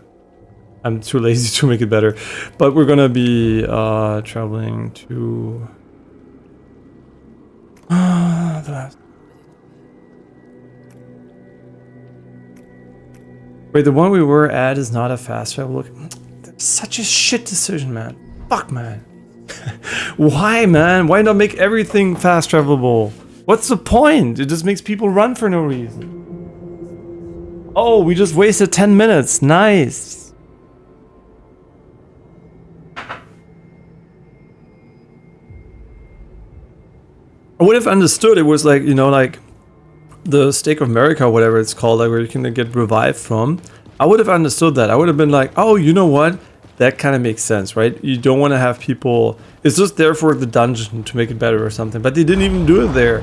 They put them like normal checkpoints, but then they're not normal checkpoints. I wonder what they were smoking when they designed this. Like, I don't know, man. There's so many weird decisions.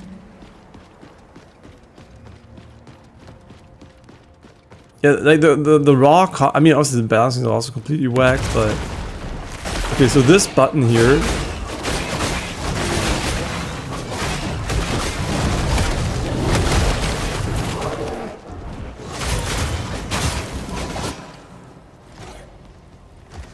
we're gonna see how broken it is. I mean, it's hard to tell right now how it is, but honestly, it might be better. And we still have the active skill for weapon, which gives us iframes, but it seems like we don't even need that anymore.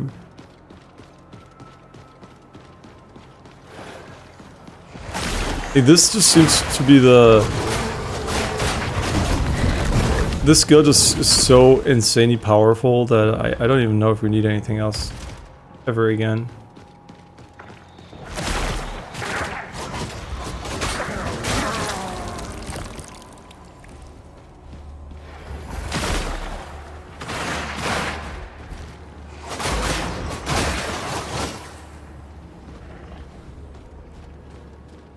Do we ever go up here?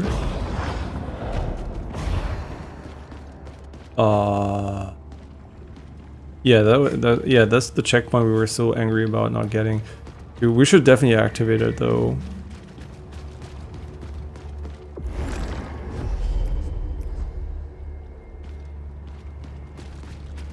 I kind of want to rebind the thorns to my ranged button. I know that then we can do like the ranged attacks as easily anymore, but honestly, I don't give a shit. Yeah, we're not using it anyway, so let's rebind this shit. Let us rebind. Just have to remember how to do the menu here. Thankfully, you can rebind everything. That's very, very nice. Shell ability, yes. And then ranged attack. I don't give a shit about that. We're never using it. Why are we not using it? Because it competes with the resources for better abilities. This is what it is, right? Not like I don't like it. It's like...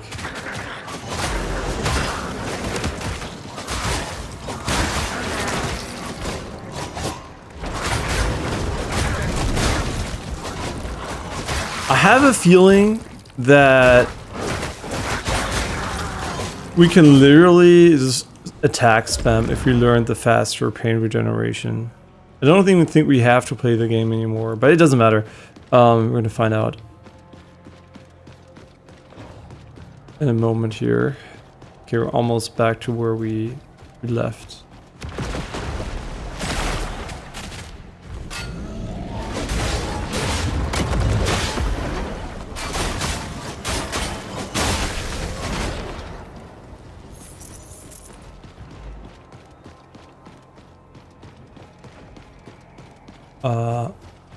That's assuming I even know where the fuck we need to go. Oh yeah, the TP up there.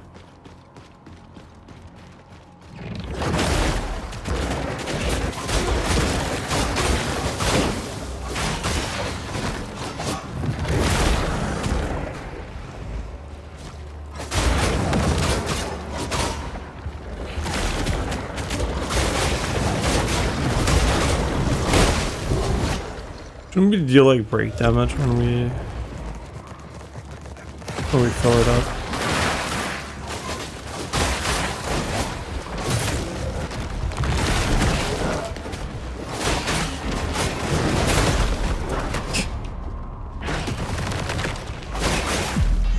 That was my bad. So I'm trying to think about this one. When there's more than one enemy,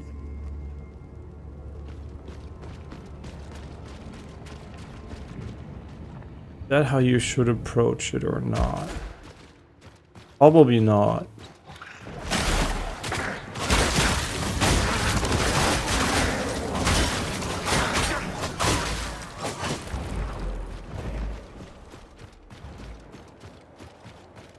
And I still don't know how the thorns actually refill.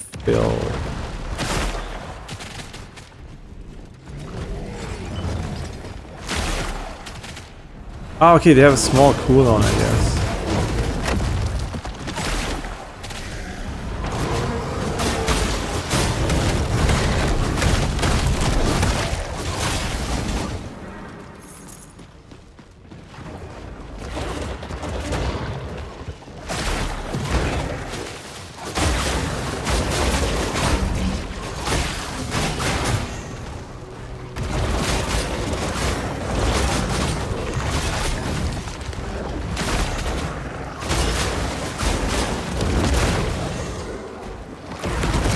What is even going on? Like, what is hitting me?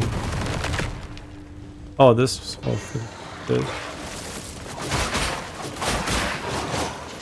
Might actually be the hard counter. No, don't. Like, it doesn't matter.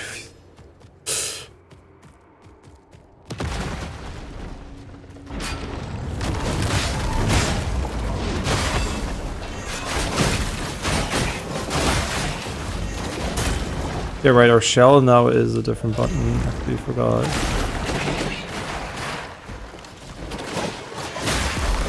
What is going on? Like, why is my something is weird with the... These electro guys might be the nightmare for this class, because I think it does so many hits that you actually just get permanently knocked out of your pain state or whatever.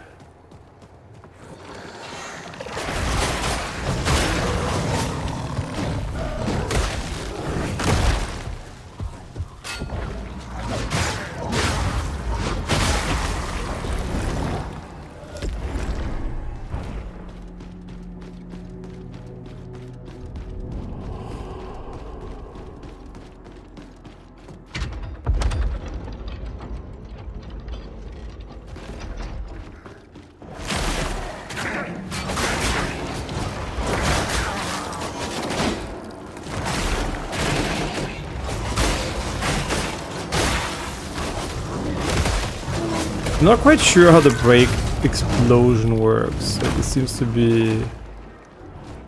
Does pain decay over time? Is that how it works?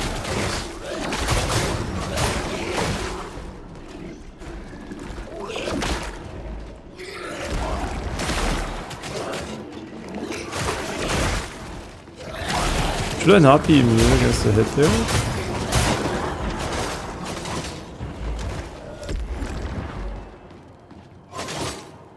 Yeah, we're still learning how the mechanics work, so eventually we're gonna be able to decide whether or not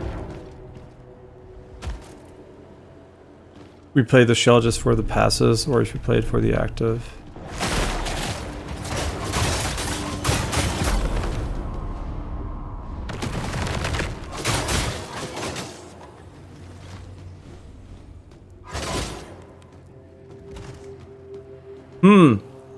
Maybe I don't like it as much as I thought I would. Because against some enemies, yeah, it is absolutely busted and brain dead.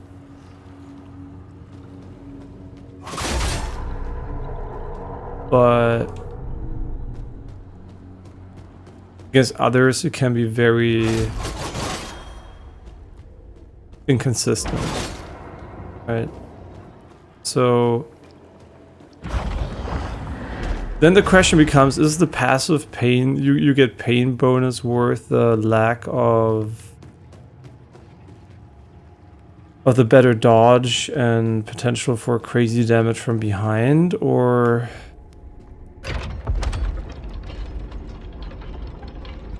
it might be too gimmicky. It might be too gimmicky for me.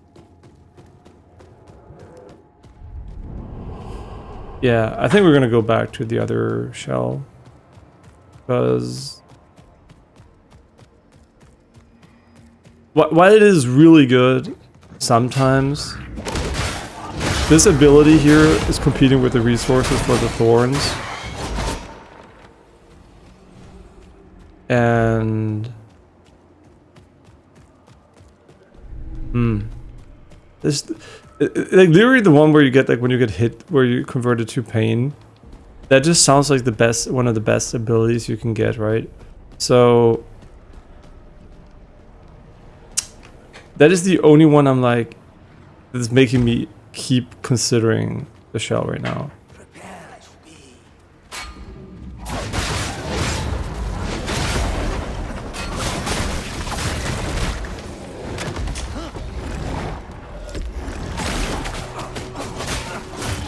See, because he did hit me there. I thought we don't get hit there. Is it like, does it have to be a full stack or something?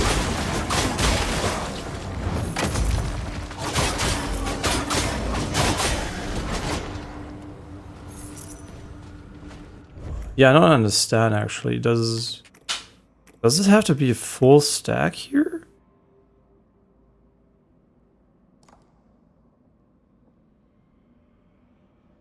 Playing enough stacks curses the target.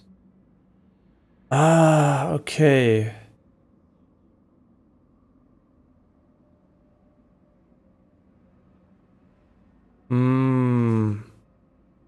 So this ability is shit. That's basically what I'm gathering here. This ability is shit. But did we lose our gloom? Whoops. Let's go back at it. So we want to build him around that passive stuff. Is that then good enough? That good enough for me?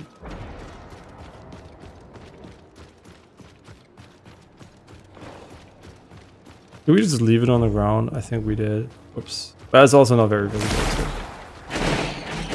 Now he's at max stacks, right? And now the next hit can damage me. So it's bad when there's multiple enemies because it's like splits up and then you don't get the effect instantly.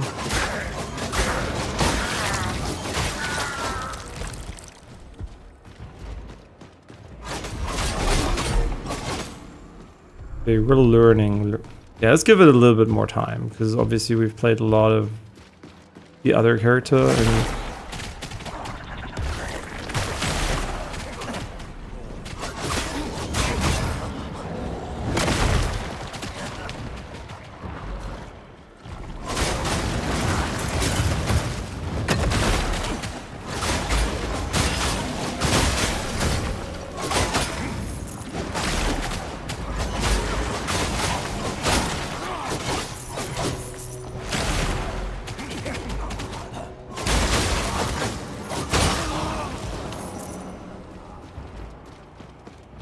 Yeah, from what I can tell, it might actually be worth playing him without the spikes.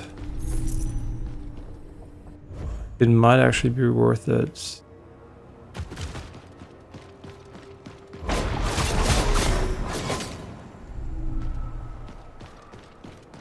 Where did I leave my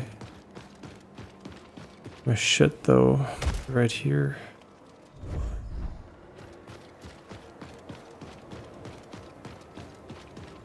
Yeah, I mean it's basically fucking invisible. Holy.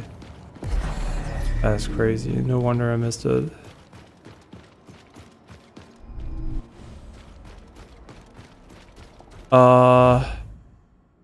So this entire castle area there's another beacon already here. It feels like we're skipping another area by going through this area again. I don't know why they would make that possible, but I very strongly feel like that might actually be what we're doing here again.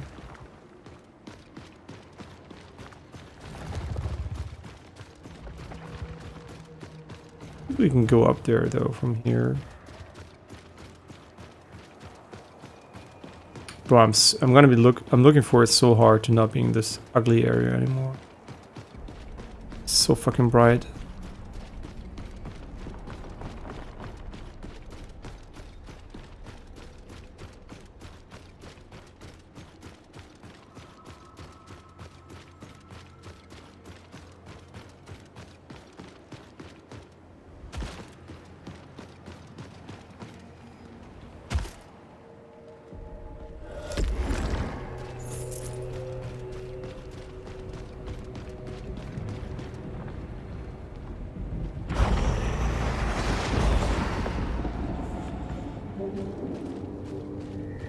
Okay, now we're at the Forgotten Tower. Sure, let's go there. And I'm not definitely, but I might very well respec this shell into something slightly different. But I think we have potential in it. Like, it has potential for sure. You do have a lot of potential. Okay, this is another nighttime thing. This is where I think we got the Exatana, isn't it? Yeah.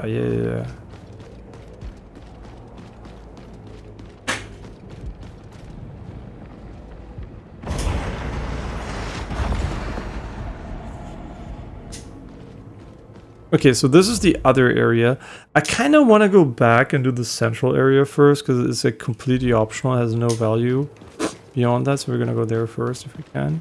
Yeah, we've been here because we wanted to go back and then was like, weird. Yeah, so this is not enough. How do you know visually, I guess, when he does this?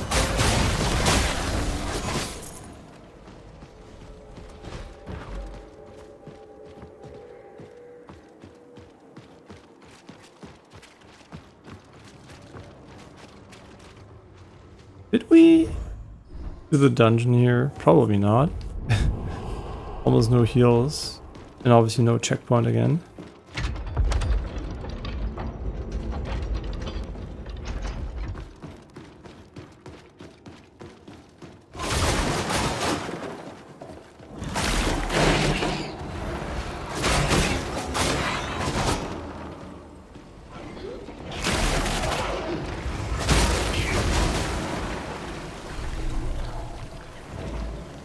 This is red. Bleeding? Yeah, the bleeding procs on the bottom left are very small. Like I think negative status effects should have had a bigger, more prominent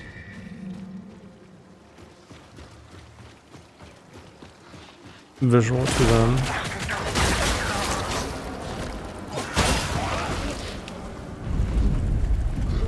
Oh my god. Where do I hide? Like, is it here? I didn't know where the beacon was shining from. So it's copy pasta from Bloodborne, Souls, I don't even fucking know from where.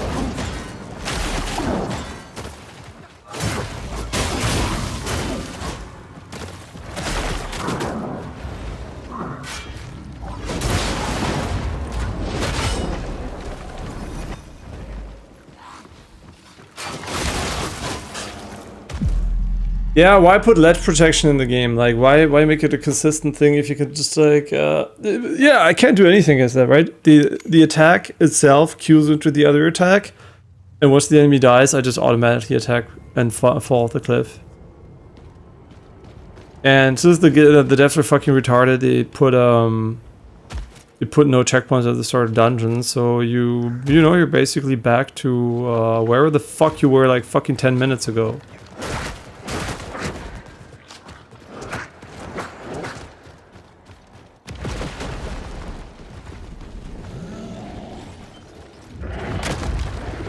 Like, I'm really sorry, but this hurts the game so much for no reason. And if you want to do this, at least make the fucking checkpoints... Wait, was I ever here? Yeah, at least make the fucking checkpoints visually, you know, like, consistent. Okay, so you basically just fucking dodge my attacks because you're a piece of shit, huh?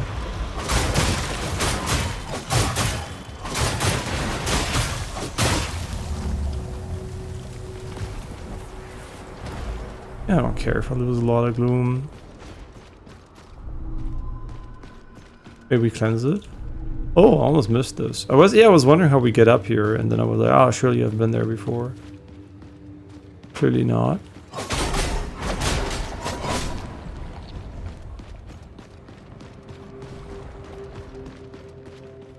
Maybe you just lose track of, you know, like your game when you dev it or something, but I can't imagine making a game and not noticing that this is bullshit. And even so, there must have been players telling them. Hopefully.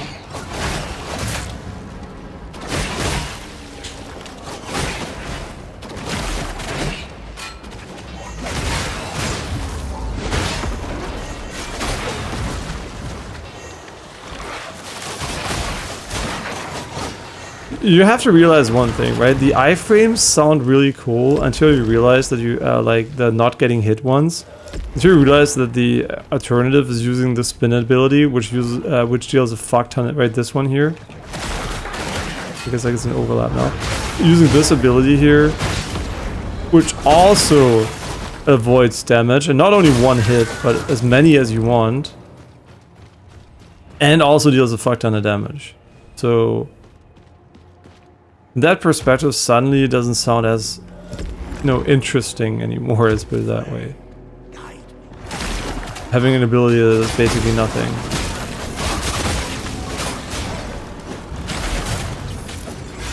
If you can have this ability, which is obviously...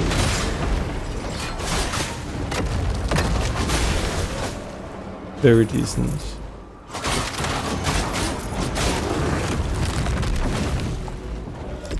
Yeah, so we're gonna respec away from this core ability, because just like for the rogue, I don't think it's worth using over the active ability we have for the weapon.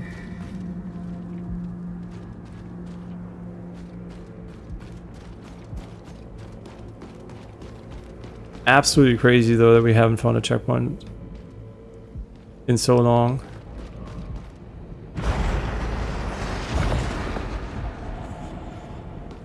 It is mind-blowing to me that there's no checkpoint. Again. I kind of don't want to go back into the dungeon.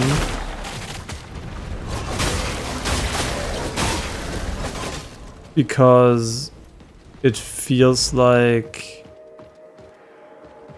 all we're gonna achieve is we're gonna mod because of the eye. I know my gloom is inside, but we can just come back later.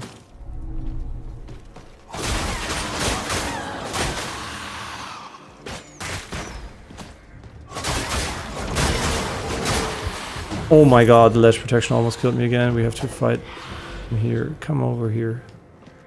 I want to fall down.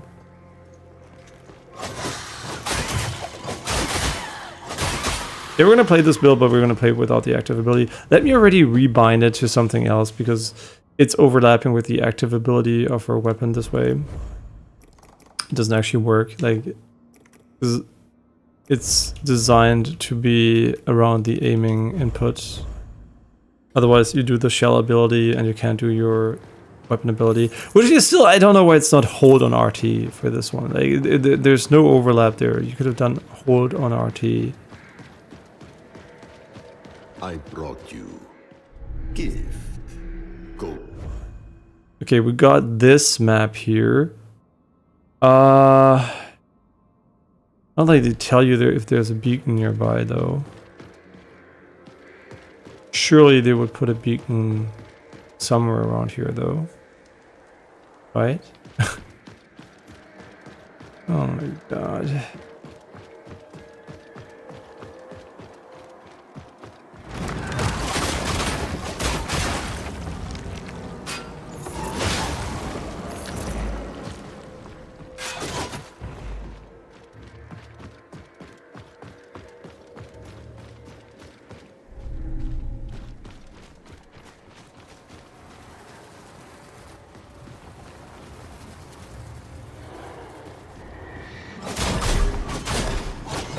I actually don't want to do the trial. I want to get a checkpoint.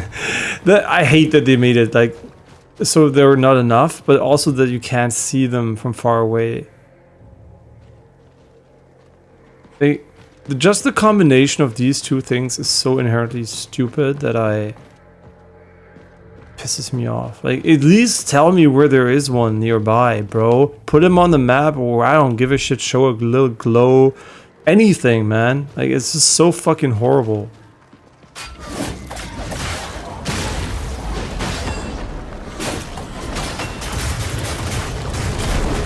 Okay, well, you can just fuck me, I guess.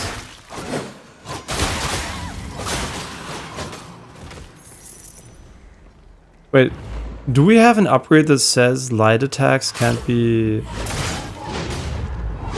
The light attack combo, we have stagger protection.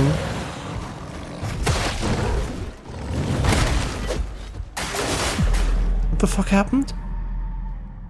Was I not using my ability there? Camera completely fucking fucked us. So bad. It's so bad, guys. It's so bad. It's so bad. What can I say? It's bad. It's so bad that we're gonna have to walk for fucking 10 hours to get back here. Or we can go from here, honestly. At this point, we might as well go TP back here. You know what? Yeah, fuck that. Okay, I have to check something. Isn't there like a light attack stagger protection somewhere?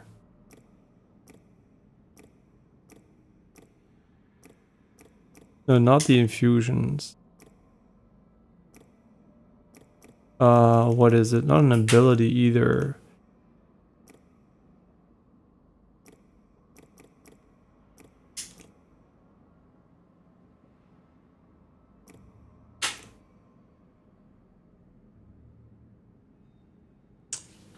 You might have an idea what I'm thinking about here. Because if the light attack has stagger immunity, technically, since we get pain as damage, we can heal instantly while attacking and never have to care about anything ever again. This might be the dumbest build of all time, but it has the potential to be just hold attack until you win, together with this shell. I'm not gonna do it because I think it's extremely cheesy, but it might actually be the best course of action. If you just want to fucking win easily. But whatever, let's respec our shell. Let us respec. Which ones don't we like? I don't care about these anymore. Don't care about this one. We don't curse enemies anymore, right? So that's useless. That is good. Yes. That is useless. That is useless.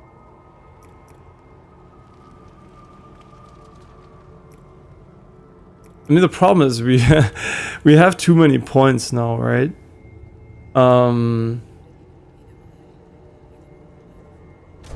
Like, we would literally just play it for this one. And the question is this worth it? Is that worth it? As long as Cereals is max pain, I mean, we're never at max pain the way we play.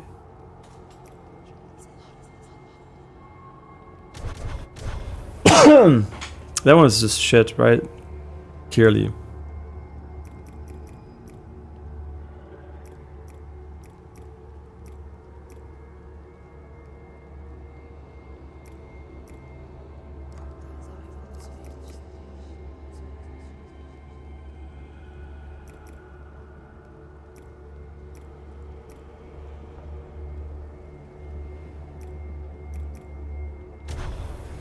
Yeah, SE, I mean, this is literally just, we just play it for the Bloodborne and regain your HP when you get hit now, at this point. And the break you get afterwards. Is that worth it? I have no idea. But I'm gonna tell you, we're gonna fucking TP somewhere else, because I just can't see this shit checkpoint anymore. So from here, we go to the middle, I guess, first. Fuck the gloom, who gives a shit?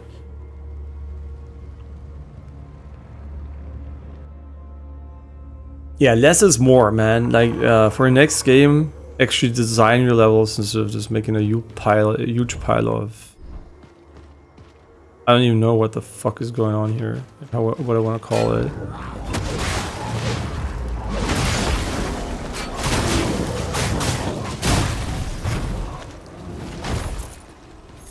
Yeah, the stagger immunity definitely would make you incredibly face rolly.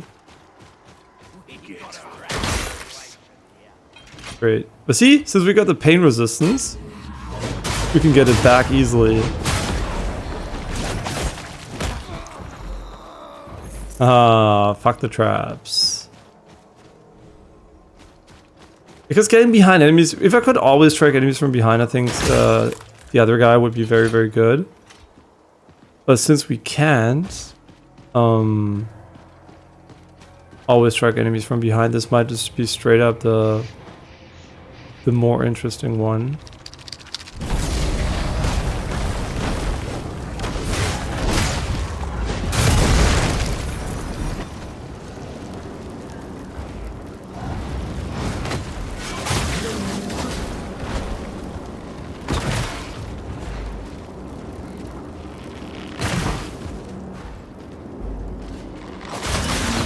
What the fuck am I doing?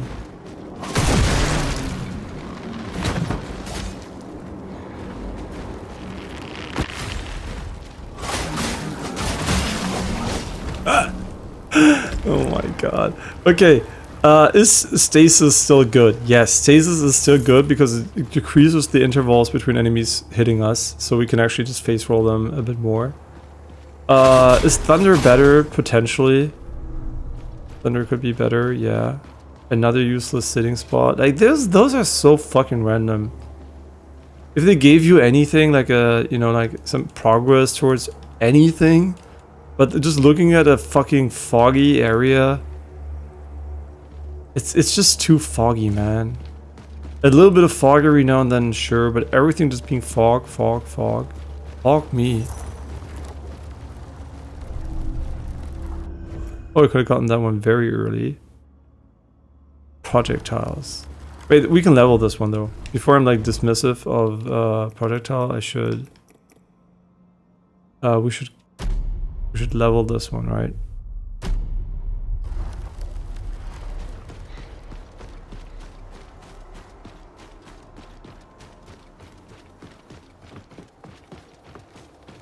Okay, another dungeon. Can't see my eyes, but every time we walk into a trap, they just roll like...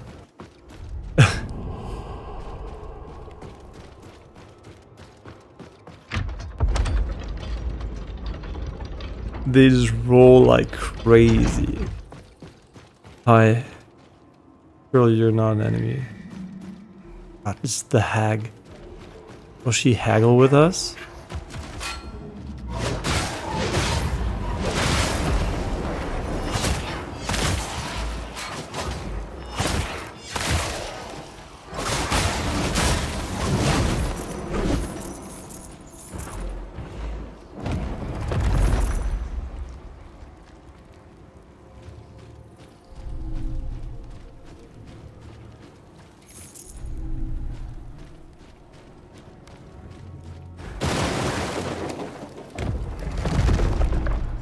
Yeah, the active abilities are a little bit underwhelming from the shell so far. I think the best abilities are actually the weapon abilities. So you kind of want to use the resource there, and the shells are just like for their passives. I mean, the heart guy, honestly, with a is also very, very intriguing. There's definitely some. Wait, this is where it came from. But I guess we got what we wanted, the chest, right? If there's anything else here. Small dungeon.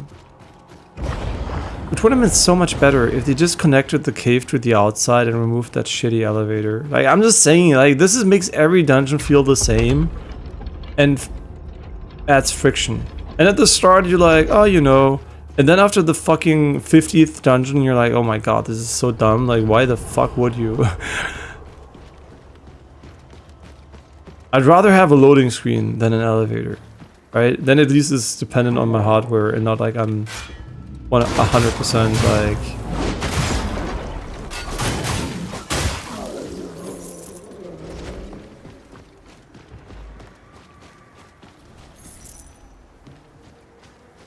You know, locked there. We said we wanted to go to the central area first. And also just, you know, when I'm done, just mark them as done. Like, why do I have to decide whether or not I'm done?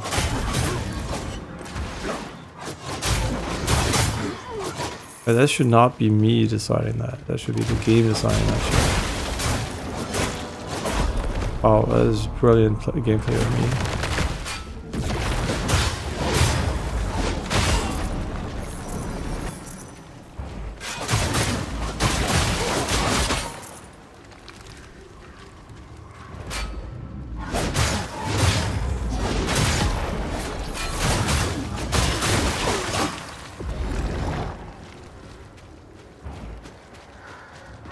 Yeah, the game is really getting hard carried by the combat feel and the builds you can do. It's like the best thing I could imagine is basically playing Elden Ring with this character. Right? And that's kind of not the way it should be. Oh, okay, a Foundry Stone, which is, I guess, very early on in the game you could have gotten this item. I don't even know what it does, so we're gonna be very interesting. Maybe it allows you to get like level different things. Oh my god, I just feel so horrible.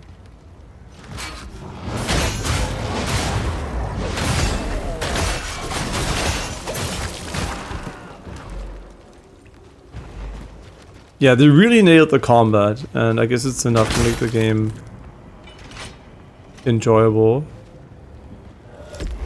But my god, my god, I mean, I'm not looking there, I'm looking around to see where I want to go. Yeah, they really nailed the combat, and if they didn't nail the combat, the game would not be good, right? Like, obviously everything else is not that great. So the combat itself, carrying it to like, I mean, I would still give it an 8, but depending on how long it goes on and drags on and extends, it's like, you know, like just being there, because obviously now it's like, it went from being a little bit challenging to absolutely 100% brain dead.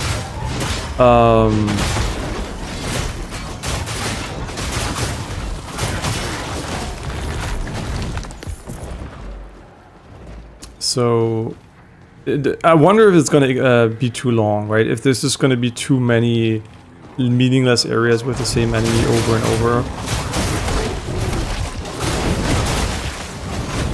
Yeah, I do wonder how that's gonna pan out.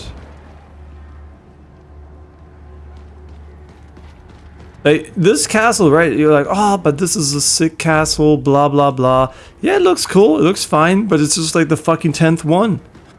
And also, there's probably nothing... I mean, there might be a meaningful item inside, but if I really cared, I would just buy the maps and I would know where the meaningful items are. So, yeah, while it is cool, the enemies in the level and the stuff you find in the level is not, like, exciting enough. You're to me. a brigand. Can you aid me? I've been waylaid. Also, all the NPCs seem to be at the start of the game. There's the further you go down the path, so there's almost nobody there. I'm fine. Leave me. It's my companion, a feline. Will you look for him? I'm fine. Leave me. It's my... Will you... Okay, he wants me to look for a dog. I'm just kidding. Ruffians were unnaturally strong. Okay. Maybe we didn't find a cat yet, but pretty sure we're gonna find it eventually.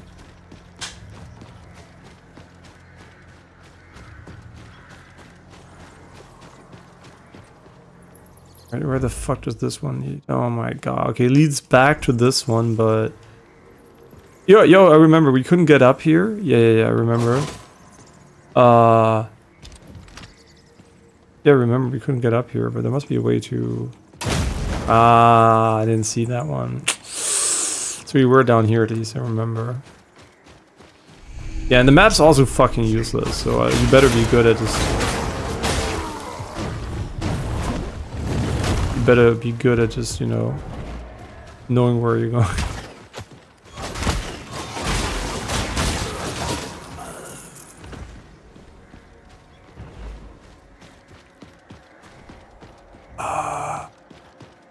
What?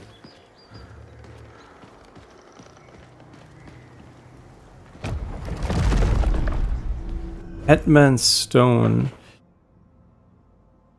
Okay, we found. Oh my god, this was so early in the game, and this is absolutely mega S tier.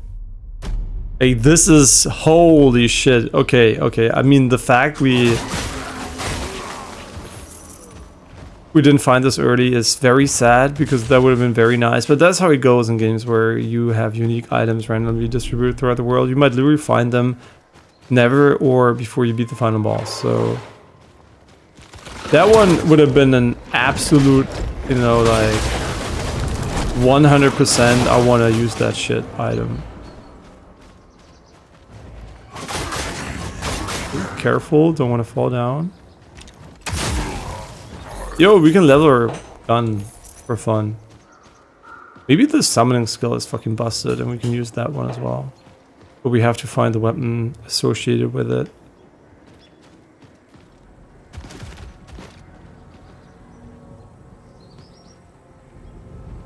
And then the reliance on teleporters makes the level design even feel cheaper. Like, I'm not just gonna say. But basically, every time you don't know how to connect something, or you know, you just want to don't want to make the level too big, you go and put a teleporter there. And I'm like, I don't know about that one. It's just, you know, it makes it feel like a, you know, like a solution for something that never needed even a solution in the first place.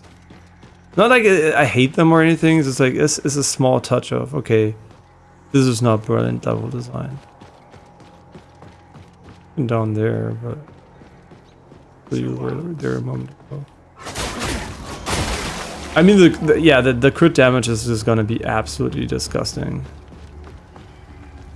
And riposts don't deal enough damage for a game where you can deal so much damage just by hitting enemies as well. So okay, now we're back here, I think. Yeah, we just went in one circle.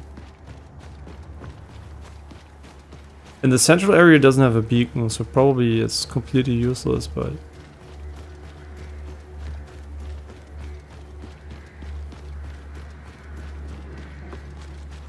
yeah. And what hurts the game the most is the bosses, right? The lack of enemy variety and challenge of most enemies now at this point, right? Every area doesn't have a very unique, distinct feeling to it. You go somewhere and you can expect to find at least a couple of enemies you already killed 100 times by now. So that really hurts the game's, you know, feeling of, oh my god, this section, right? Hey, look, the combination of these enemies we've seen so many times already. Like, that I'm like, not the combination, but these enemies specifically.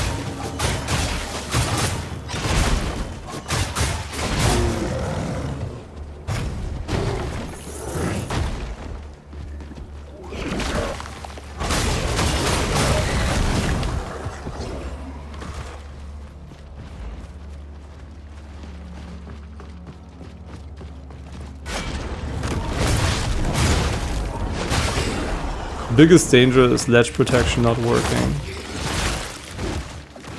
Look how little damage a riposte does, right? It feels so unsatisfying, but yeah, you can attack them afterwards, but if they die then anyway, why not just insta-kill them? It also makes parrying feel like so unnecessarily...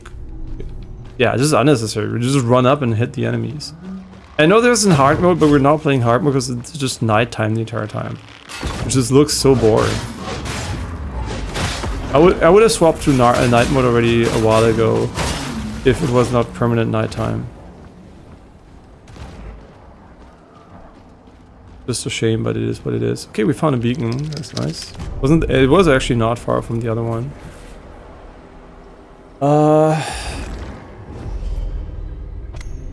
We're still looking for...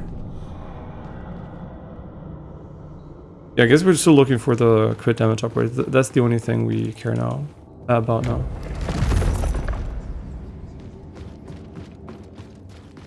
Not gonna really help with the bosses already not having that much HP. It's rare that I say this, but the bosses in this game don't have enough HP.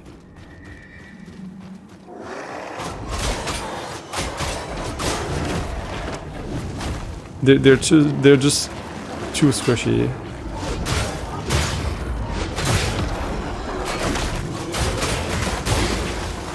Yeah, this shell is fucking broken. Like the passive, like the one where you turn it into recoverable HP, 100% of it. It is straight up broken. Like, I don't know, and then you can also do the stagger combination where you can't even get staggered on light attacks. So you can literally heal the entire time while attacking, but they're attacking you.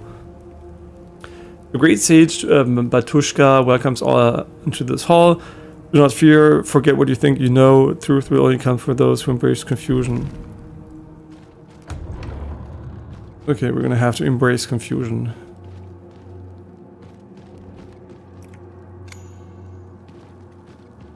The lever is missing. Okay. I'm sure they want me to go back and back in or something crazy.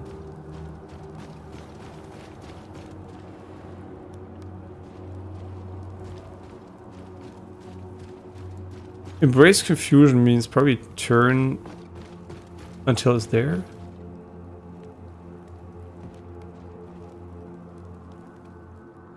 Wait, there was something over here. Ah, never mind.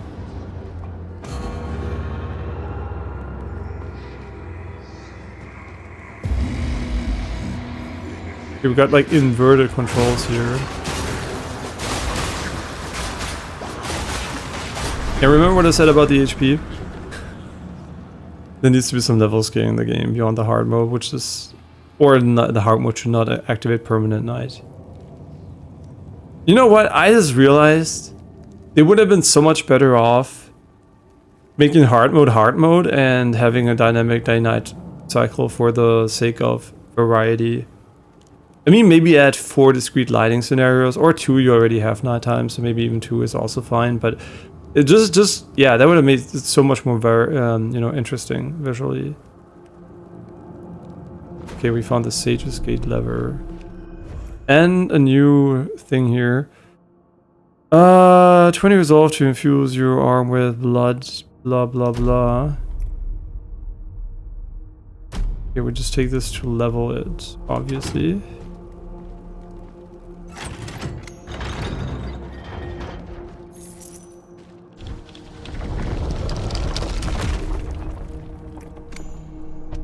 Yeah, also collecting the ovums, not tying anything to them, right? They could have been a resource for upgrading yourself or something, but they're not, so...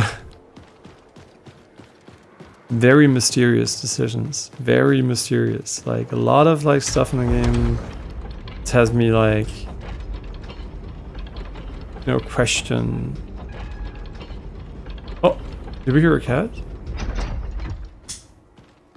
Might have been my neighbor's cat, though.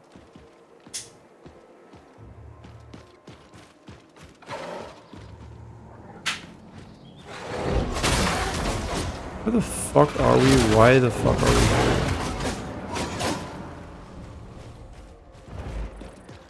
Oh, I can already see. You can apply some fucking dot to yourself and then you get like... You can like proc the effect of getting healed again and again and again the entire time. Be pretty interesting.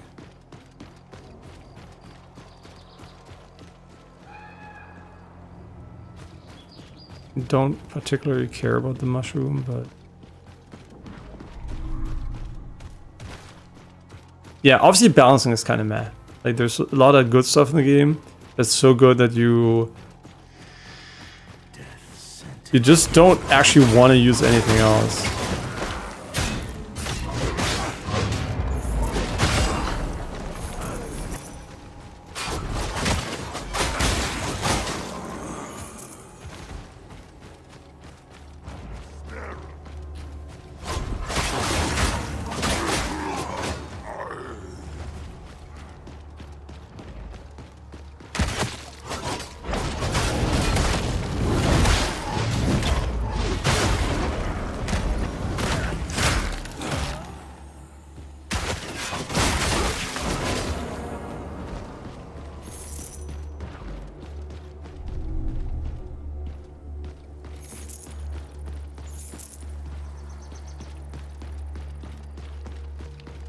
Yeah, RPGs, I guess, like, if you don't have a sense for what's OP or not, like, can be really hard to make.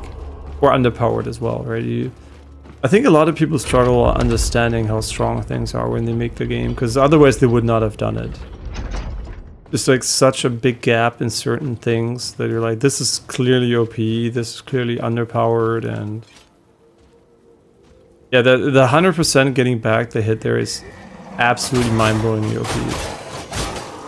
That is just crazy strong. Look at this, I get hit and I'm full HP again, right? Like, this is unbelievably OP. This skill alone makes it worth running this shell over any other shell in the game, probably.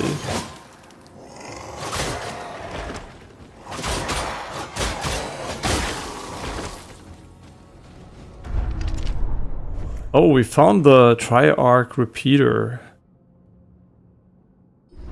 It's a range weapon, man. What can I say? Probably all cool, right? I'm not saying they're not cool. I'm saying they're not relevant because we don't need them. What is honor but another chain around the fool's neck? How would they have made them relevant? By actually making enemies where you're like, oh, right, the ranged weapon is the best tool against them, and not just mashing attack. What is honor but another chain around the fool's neck? If you have courage, seize the war engine and turn it up on these louts. Prove yourself with your better and a reward awaits. Are we done with this, or do we come from up here or from down there? No, we can't. There's like, oh, this is the section, by the way, where you're supposed to use ranged weapons. Okay, here you go. Oh, they're bad. Surprise. No, I didn't level it, right? I didn't level it because it was so expensive. Which makes it even worse, right? You don't have the money to level your melee weapon, so you're like, oh, I'm going to level this ranged weapon instead? I don't think so. Yeah, a lot of decisions again. Very questionable ones. And the lighting in here is fucking horrible.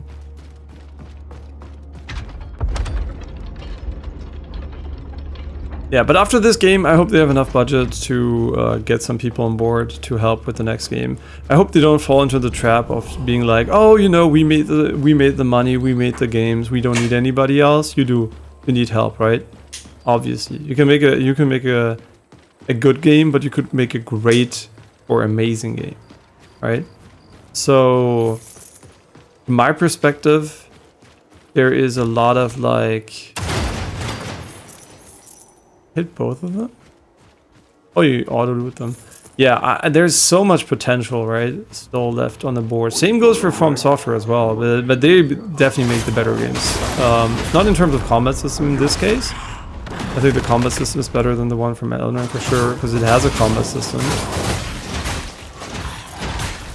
What am I doing? The fuck am I doing? I was not paying attention. Oh. I just need... Okay, also, right, why do I have to press 2 buttons to activate an ability while holding RT does not does nothing, right? just asking, right? The only way RT hold ever does anything is by me exchanging the button that doesn't have the hold functionality. So the only way to actually have an interference there would be by something that's impossible. So, by the way, this shell might have an alternative look we can unlock. Maybe it has a dark mode, because I don't like that it's so bright. Yeah, so maybe the alternative skin for this one looks better.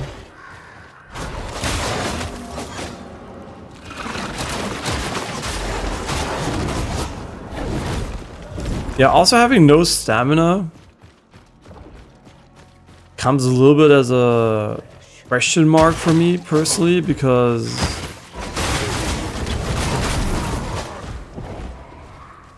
you know,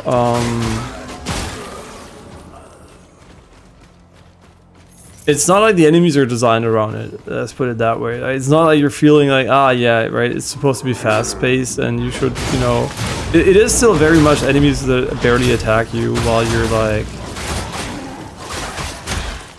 you're basically a Super Saiyan in this one, so.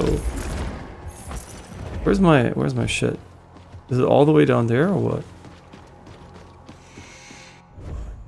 Why would you? Huh? They didn't put it like 10 seconds behind, they put it like a minute behind.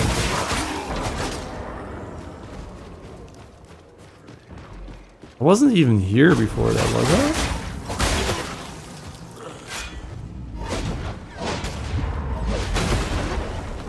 I? Cringe.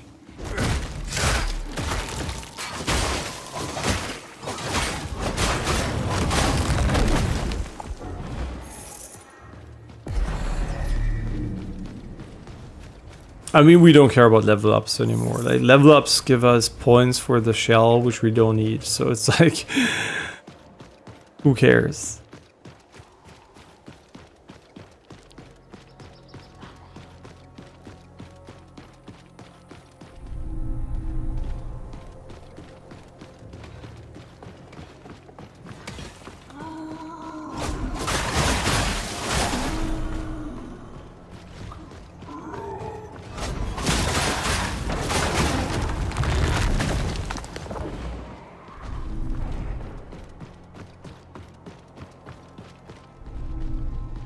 What are we doing? At this point, honestly, I've kind of given up. I've given up really caring where I explore. I just explore. Like, maybe that's the way you should play the game. Maybe you should literally just run in circles until you find a beacon and then like go there. Like, I wonder.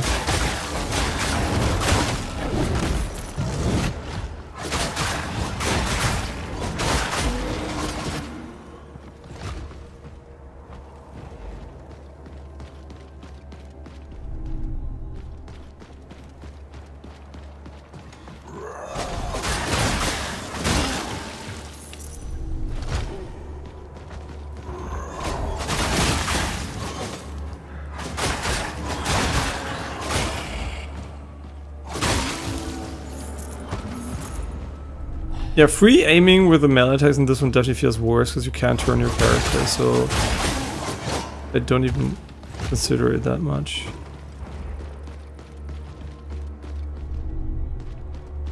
What are we doing? What is this, right? Like, this would be a cool section, but you know exactly then this game is just gonna end by some random, you go here now, and you're like, ah, great. Nice edge protection again game. Maybe it doesn't have any, and just whenever we had edge protection, that was a fluke. Maybe. Where did that? Like, I don't want to go there again. Like, where did we even die? Like, we're here. Okay, we don't even want to be there, right? I literally don't even want to be there. Can I just...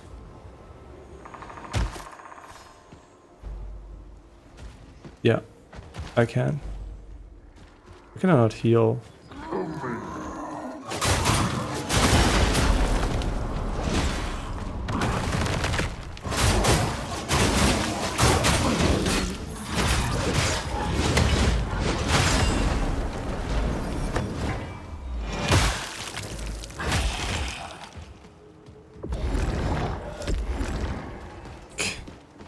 Yeah, not taking a lot of fall damage is pretty nice. I don't know why they did it, but I guess like the Wellsprings don't work both ways, so they were just like, you know, we don't want to frustrate people with that shit. But yeah, I don't mind. This makes the level design a bit less consequential, because it's either you die from falling or there's no consequence at all.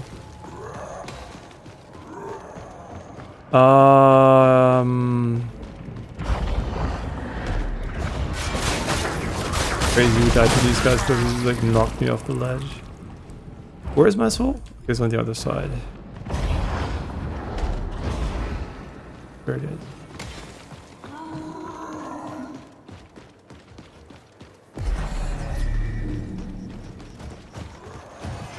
Okay, so this is just a connector.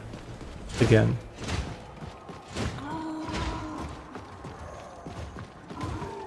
Yeah, I mean, speedrunning this game, honestly, the bosses are so piss easy so far that I don't even know what would be the distinguishing factor there. Because the routing itself seems like the best time save you could. I mean, it always is kind of, but it doesn't seem like there's a lot of room for really good execution. The parries also on the bosses seem very easy, but maybe you have to use the perfect parry item.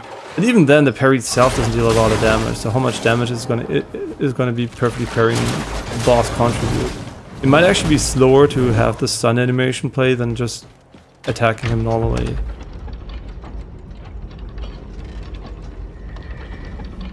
Okay, how close is my this one here to level up?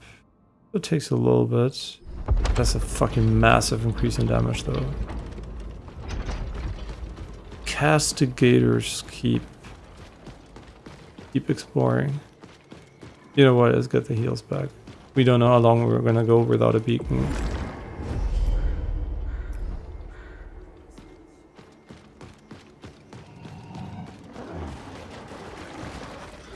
Also, does every fucking Soulslike have to reinvent a fucking shit name for flasks, souls, and everything? Because I'm gonna be fucking honest, like, upgrade flask sounds better than Mether's Pulse or whatever it's called. Maybe this is me. Is this where we came from? Yeah. Okay, now we have to open this gate, which maybe doesn't open from this side.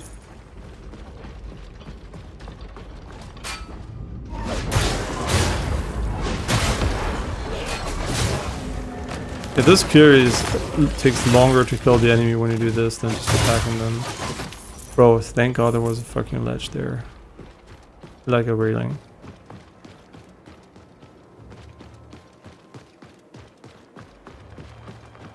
Oh, this mechanic. It's also here. I guess we're back in this area or something.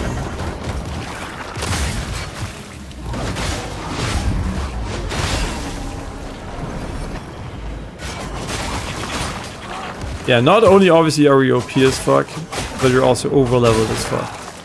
Not only is our build good, but also the entirety of the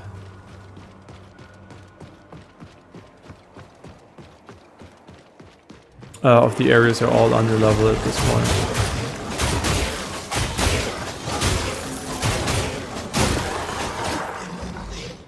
It's so bad. It's so bad. I can't do anything. You can't turn during this animation. So I see it happening, but I'm like, I can't prevent it because he's queuing the animation. Enemy dies. He does the follow-up automatically. And I can't prevent it. It's like, it needs ledge protection. That's all I can say. Like, there doesn't seem to be any anymore. Maybe this weapon doesn't have any. I have no idea. Because surely with other weapons, it seems like there was ledge protection.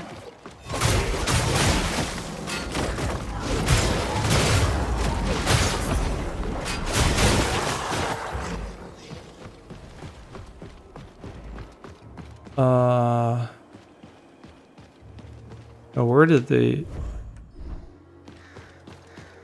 Yeah, put my shit.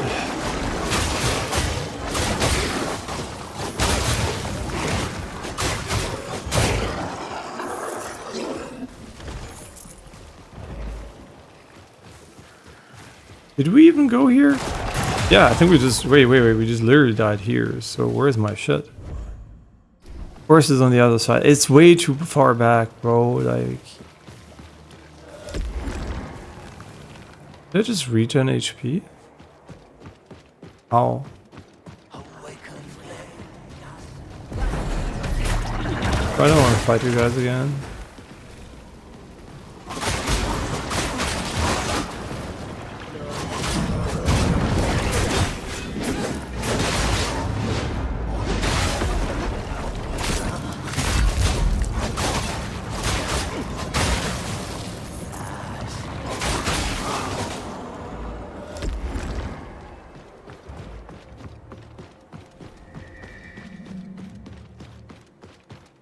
Yeah, the relative power level between you and your enemies is not good. Like, you're too strong in this game.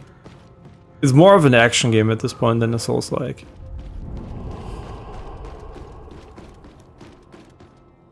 Did I? Did we do this, or where the fuck's the elevator down there?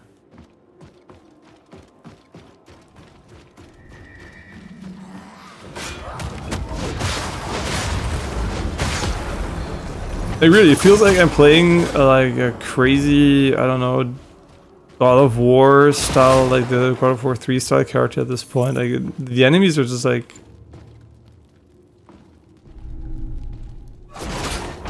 so useless.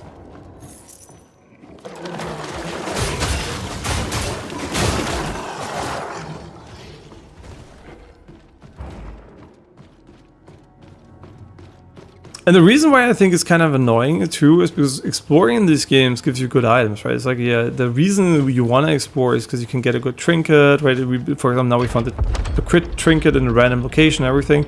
But at the same time, it also makes you, it forces you, if you want to have all the build options, to explore the entirety of the world.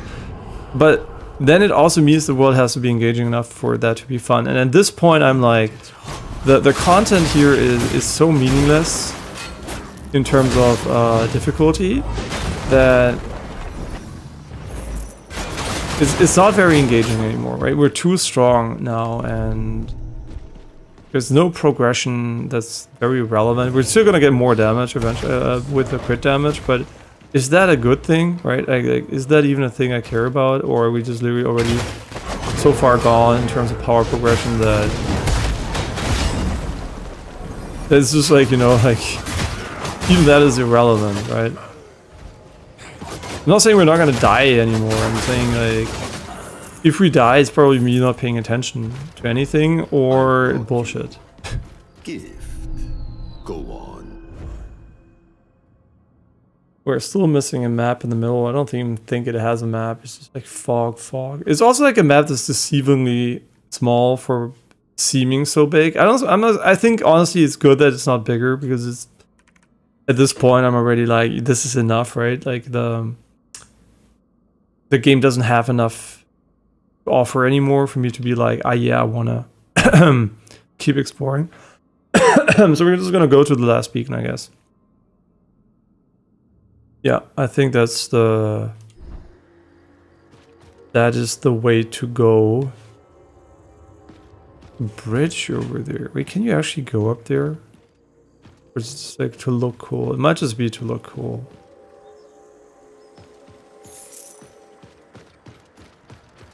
What a weird location for the map. Where's the fastest way back? Probably just the way we came from.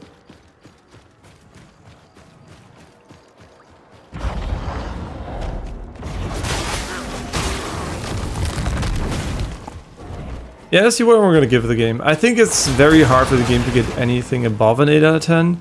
I think it's more fighting for the 8 out of 10 at this point, because the bosses have been very, very bad and way too easy, and now the level design has been... maybe I should rephrase this. Maybe level design is not the word I should use anymore. I think the level design is bad because you can skip the dungeon before you do the main part, but that's not the real problem. The real problem is that there are not enough enemies and challenging moments to make it feel like you're actually, you know, like progressing through meaningful things or challenging things. The fuck is this? What's this? A knight or a peasant in armor?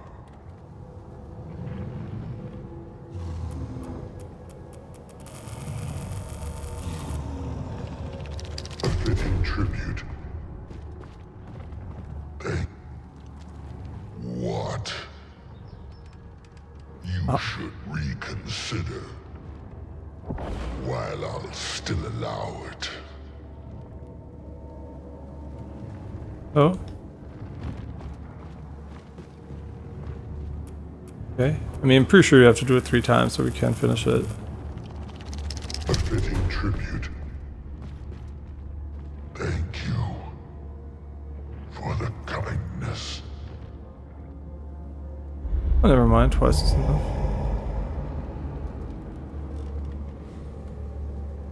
And now he gives you more back. Wait, what the fuck? He doubled our gloom. Yeah, and also this was cool, right? But there's not enough of this in the game world, right? The game world mostly, bro, like, it's like endless fucking castles, basically. Okay, we did this. Nice. So I guess we move on. Pretty sure we missed something here, but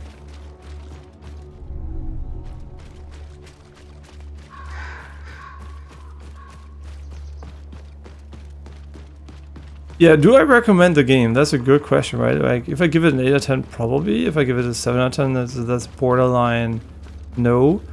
But I don't know, it's hard to say. It's still fun if you really don't mind mindlessly, you know, attacking enemies over and over again. I think it's a yes. If you really care about bosses and meaningful challenges, and you want a very polished games, it's probably a no. So it depends on what you care. I am very okay with like killing people and having fun, but I'm noticing that I'm having way less fun now that your build is complete and the game is, as a result, maybe obviously I could just take off all my armor, or I could turn on night mode, right? But night mode still alters the visuals, which is also bad. So it's not even about the challenge. Like, basically, I'm trying to say it's not the challenge that's missing. It's like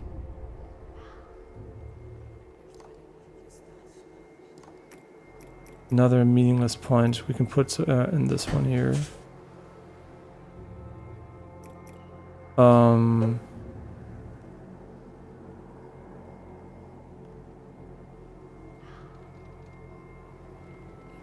Oh, that shit works.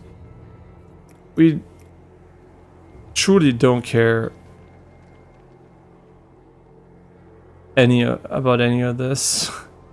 So I guess it's gonna be this one, which is also probably shit. Because we never maxed our pain, so... Yeah, the shells themselves are also pretty underwhelming in terms of like how much I like how they're built. Like, yes, they all kind of function in a way, but they all seem very gimmicky. And part of their kit always seems worse than the passives, which is maybe not the greatest thing to say. That should be the biggest difference, is their actives. So...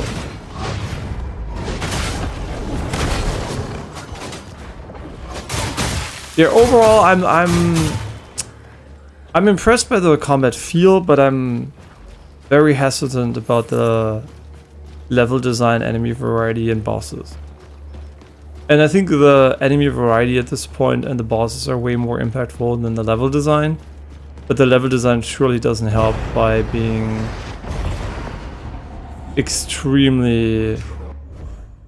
feeling extremely uninspired.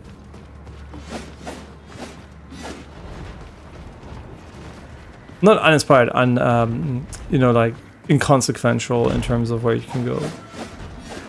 It's not open enough to tick that open world box feeling where, you know, choose your own path. Because it technically is that game, but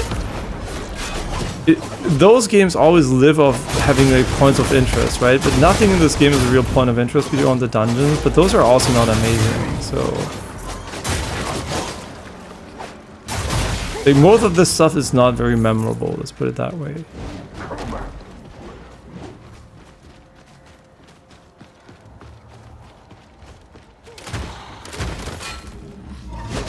You know what, we should get the checkpoint. I should go back. Like, we're not gonna find a checkpoint in probably 10 hours, so...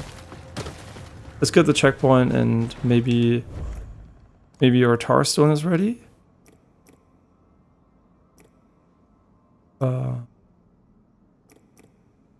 I'm blind? Yeah, it's ready.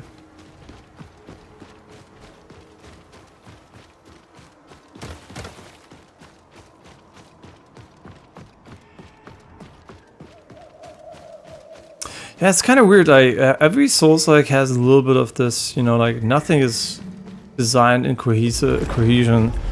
I think Sekiro is still, like Sekiro and Bloodborne are still kind of peak. If you just look at the raw level design and game design. All the others just have like weird things in them which can be good sometimes, but sometimes bad. It's just like none of the games have even come close in terms of perfection. They all kind of dropped the ball somewhere.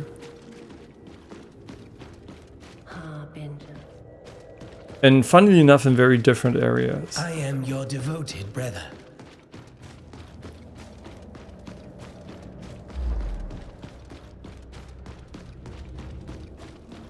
So there's hoping that the next From Software game is more perfect.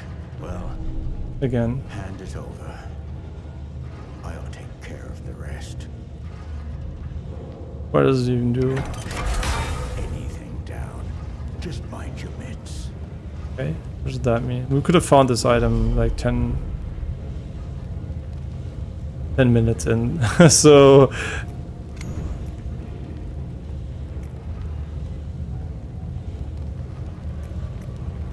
oh, you can re-level them. If only we had that when we got the Exatana, right? Yeah, if only we had that when we needed it. Okay, that's a cool feature, but... Your devs.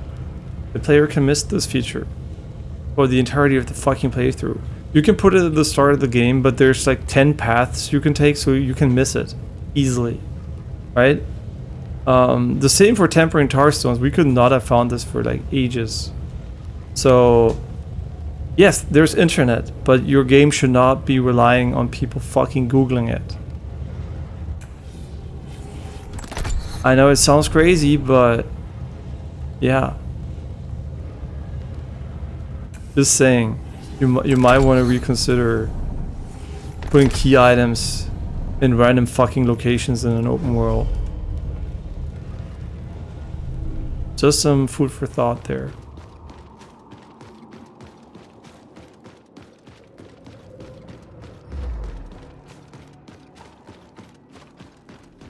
I mean, let's be real. Mortal Shell 1 was probably dog shit compared to this game. This is a massive step up, right? And I'm criticizing it as a, you know, veteran of the genre. From a, you know, like, I haven't played part 1 perspective, and I'm just picking it for what it is. So this might be a huge improvement, and the devs can actually, you know, get much better at what they're doing. So I think the studio definitely has potential. And it seems like it is a budget constraint issue because enemy variety and bosses are expensive to do. And hopefully they will have the budget after this game to basically offset their issues here. Although the level design doesn't seem like a budget issue, that is definitely a design issue, right? The level design is not cheap probably, and very, very much doesn't return the investment in terms of gameplay and fun. Yeah, because visually cool and intertwined is not always better than actually well designed. And it's also usually faster too. I guess like it's very hard to make a good level, right? if a level is good, you don't even notice it's good. You just are having fun. So like you're, oh, this level looks like visually cool, yeah, but this level plays cool, right? You're not gonna go inside and be like, you know, if you see an enemy that looks and plays cool, you're, oh, this is amazing, right? But if a good level is there, it just like sets the stage, and you're not gonna think about it too hard usually. It's just gonna flow and be cool, right? Like Mina the Hollow, for example, had a lot of really interesting set pieces, right? With different ideas, which worked out better or worse, but they were very varied, and yeah. And it had other issues then, right? Also, again, dropping the ball somewhere else. Same idea again. And those are, I don't even think those are personal preferences. Those are like, I think, pretty objectively negatives, right? I think a lot of people, even if they don't realize, are gonna have less fun as a result. Very few are gonna have more fun as a result of that, I think.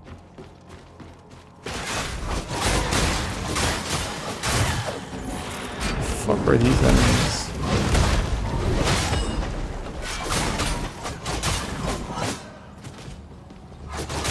Yeah, and dodging as an attack mechanism just harms weapons which are slower. Like fast weapons don't even care.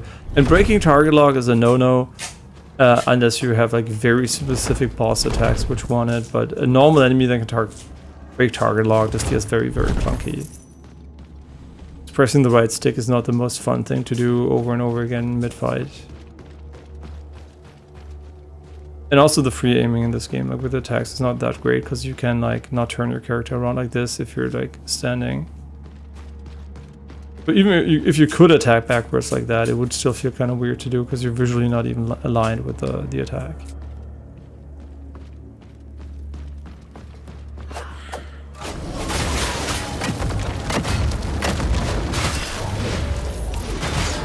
Okay, for whatever reason, you did not target lock this enemy.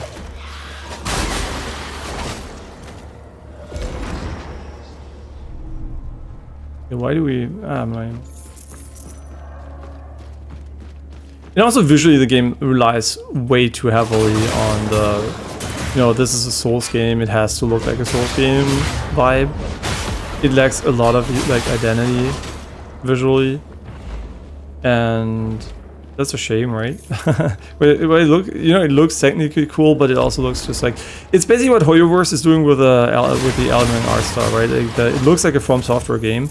And holy did they ever rip that shit off. Like, holy shit, if you watch the new trailer for the Hoyoverse game that looks like Elden Ring, like, it looks amazing, but it looks so ripped off, right? It's absolutely insane.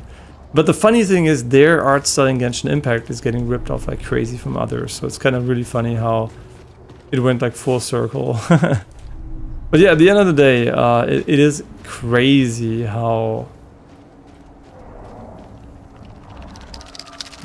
it looks like a From Software game visually. They have no shame. And not this game, right? Like the game from Hoyoverse. This game obviously tries to, but is like...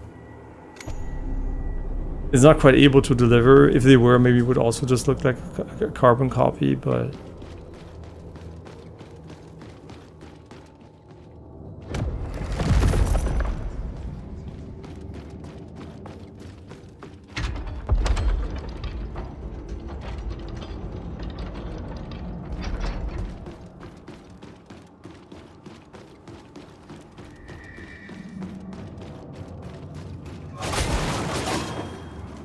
Kingdom of Fools. All I hear, trash mobs. All I hear, just a bunch of fucking trash mobs. At this point, I'm really thinking about not target locking anything, because target locking is only good when you dodge and you have to do shit, but if the enemy is just like insta-die, not even worth the button press.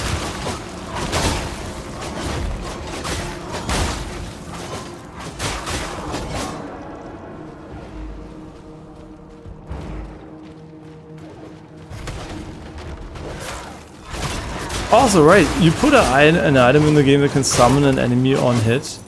Why not do it for every enemy in game? Why did you not put a consumable in the game? I know you can summon items via skill, enemies via skill, but this passive bonus, right? then you would at least have a choice of different enemies with different maybe proc rates you can summon. There was like an easy way to add like another way to actually reward you for killing any enemy, I guess. Like any enemy could have dropped multiple version of that, right?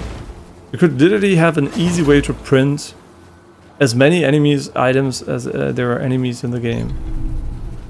So from my perspective, there's like a lot of like easy potential there left on the table. And also it would offer like more variety than just like having the big summon that's fucking busted.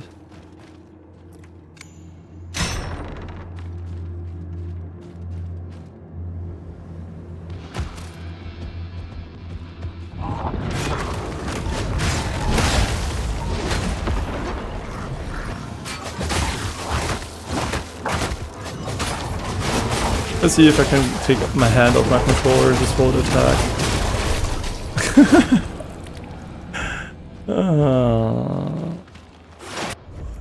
Monarch versus Phantom.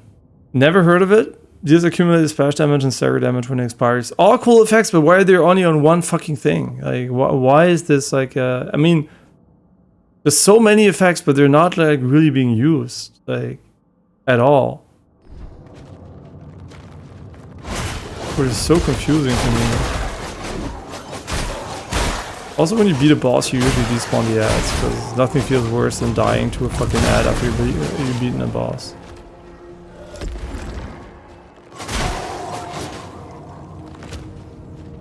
The bosses are even worse than Lords of the Fallen 2, which is crazy. And the levels are worse than Lords of the Fallen 2. But the only thing is better is the combat feel in the building, I think. That is what saves the game for me.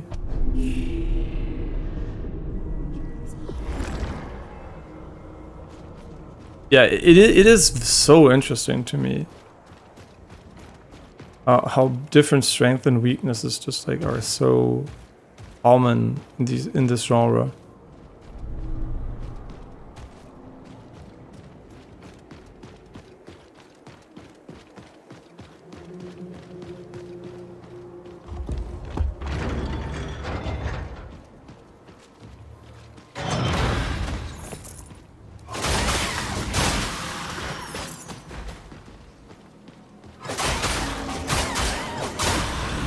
And what is this, right? They make a combat arena, okay, you think, oh, maybe this is relevant. No, they put the weakest shit enemies ×2 in the game. Well, this is something that can happen constantly just by being out in the open. It's not even like the arena where had more enemies than usual or something. I guess it locked you in, but oh, the blood seed. Nice. And then there's this. Okay, nice. I can't move. Oh, really? The bug? Why would you put the enemy above it? Why? Why? You're literally fucking trolling people who care enough to look at your lore. Like, what's the point of doing that? Like, why would you? I mean, this is visually, it's a cool area, but again, it suffers from the monochrome issue where like it has too much of one color in one area, which is unfortunately what a lot of games do these days. Vanessa Prime. Okay. Nice way to put some concept art in the game.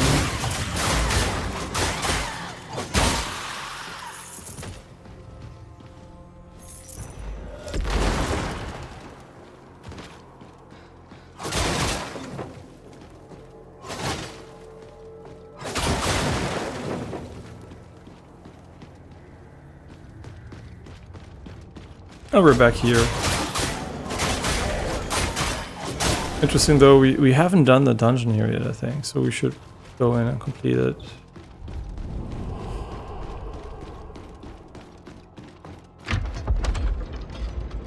Yeah, I mean, I'm ready for the game to be over, let's put it that way. There's not enough engaging stuff happening anymore, so I've seen what I wanted to see. I'm just finishing it, because I think it's not going to take that long to finish from here on out. Unless there's like literally a third world that's like crazy hard or something, but yeah, I'm just gonna be honest, I don't think there's much left in terms of content I care about. We're gonna get blasted over here, I think. Unless we're far enough away for it to not work here. Okay, we have to... The most dangerous thing is dropping off the ledge because of the automatic attacks again. And also this should just be one strike, not fucking 100. Oh, the beacon actually moves around. I was not aware that's how it works.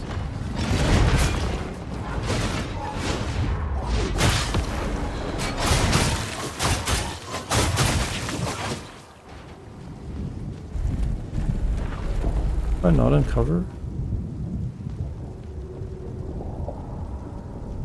Yeah, and this would be a cool area if it wasn't done, hadn't been done before by so many games, right? Like there's always this, like there's a new idea and then it's cool and fresh. And then it's just like, oh, I saw that in another game, I want to put it in my game. And it just doesn't feel the same, right? If this is your first Soulslike, you're going to be, oh, cool, right? What is this? But yeah, it's still just like, yeah, it's still, I mean, so many games do this, right? So it's not like it's like this game does this, but it's not like I'm, oh, cool, this section, right? Just like in Bloodborne, just like in Elden Ring, right? Or something. It's not like, oh, okay, it's this thing.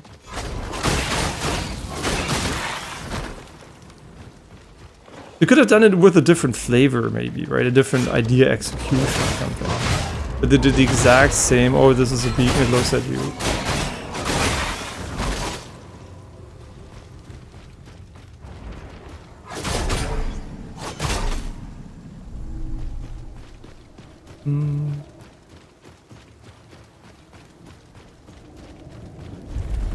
Oh, I can get all the way over here, huh? Unfortunate decision to make the recoverable health the same color as... Make it the same color as... HP when you drop your HP quickly.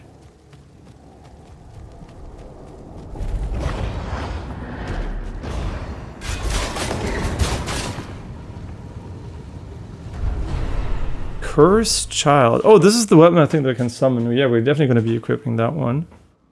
Because it sounds like it's actually interesting. Tar Stone. We had an ability for this one as well, which was one that can summon enemy here, exactly like this one. That's pretty neat. That sounds pretty neat. Those are already maxed, so...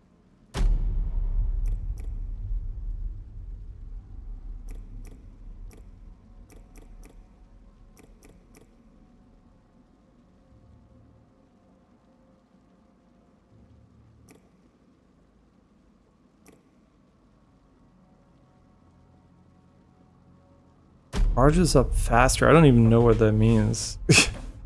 Okay, so now we can like go and summon the last enemy, which is pretty cool.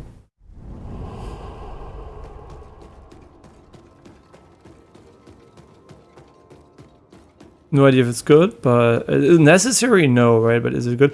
Oh, but it looks kind of stupid on our back. Ah, shit. Wait, did I go back in? Okay.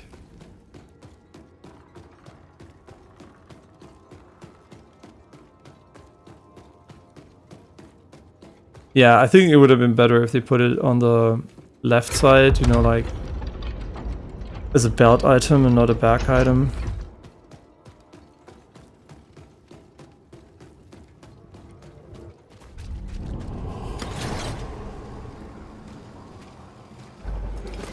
Yeah, but how do you summon RB? Okay.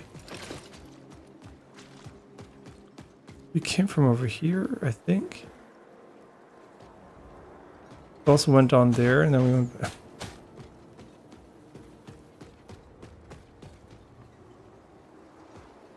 What?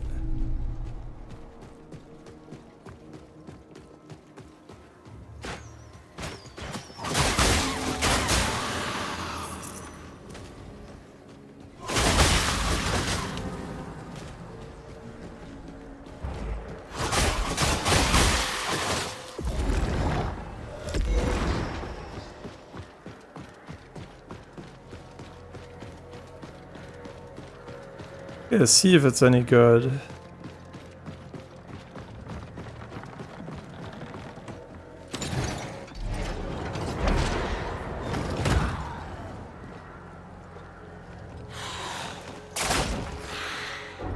Okay, that is not the fault of the... yeah, that's not the fault of the weapons. This is an unfortunate situation.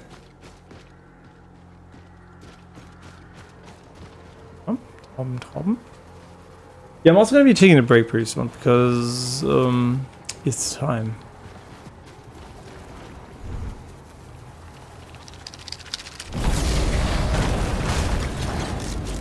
Yeah. Wait, how much does it actually need?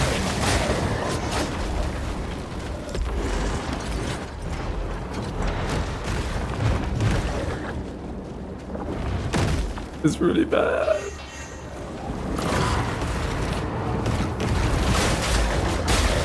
What are you doing? He's sucking me off. It's really bad. Okay, I mean... Can it shoot at least or something? Wait, how does it shoot? Like this? Yeah, I wonder how it shoots.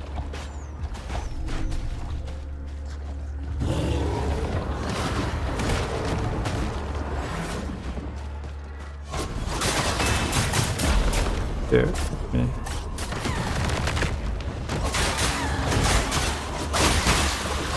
I'm just thinking about how it shoots, man.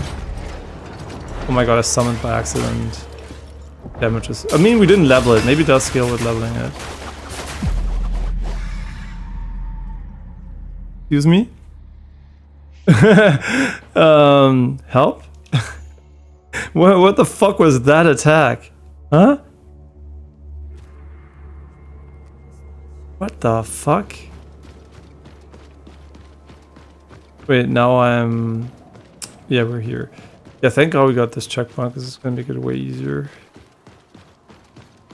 Bro, that was so confusing though. Like, why did she attack so often? It's just this lady, right? And she went like completely crazy. Oh my god, I was gonna shoot with RB. Fuck. Okay. You know what? It looks stupid. It's not good. Why the fuck even? I guess like to level these. Okay. Yeah, I guess in order to level them, we're gonna keep them. But it looks fucking stupid.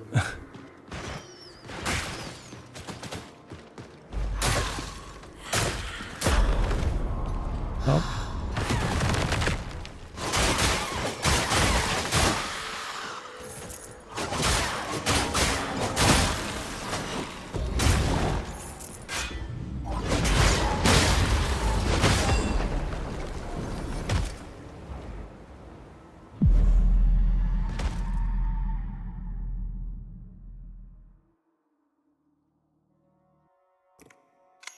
Minus what? 20k? 30k?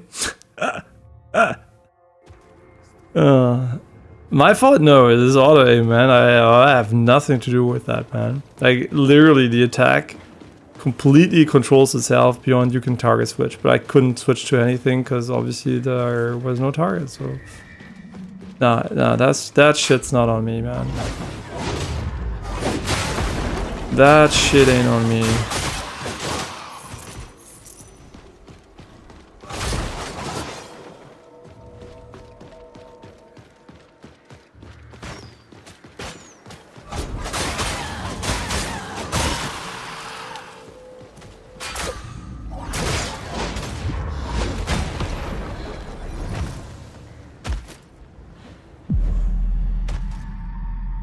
At least it's consistently bad. I mean, you can't say it's not a consistently bad game, so we can...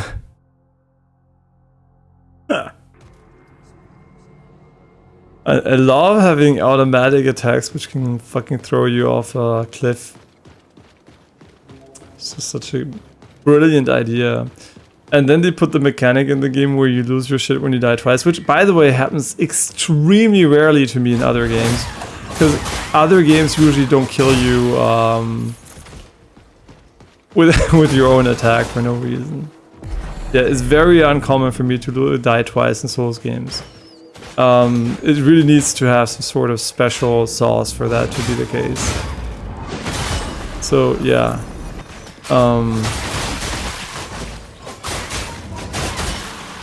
Yeah, it really needs the special extra for that to actually matter.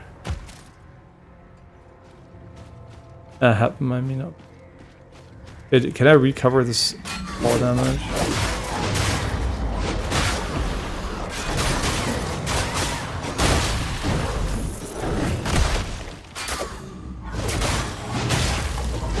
And she never did her crazy attack ever again. No, never mind. Never mind. Yeah, I shouldn't have said anything. Wow, it just stunlocks you, huh?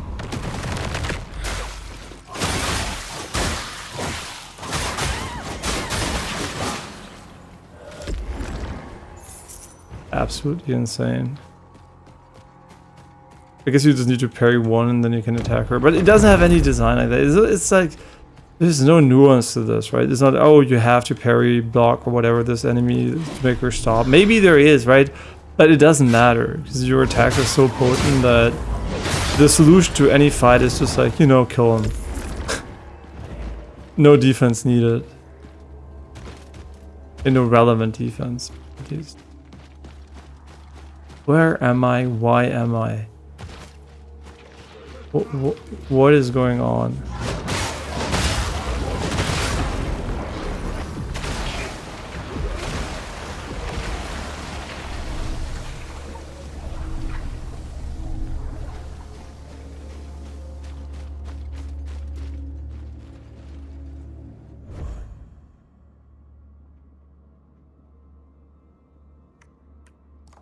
I mean, we're obviously not going towards the beacon here.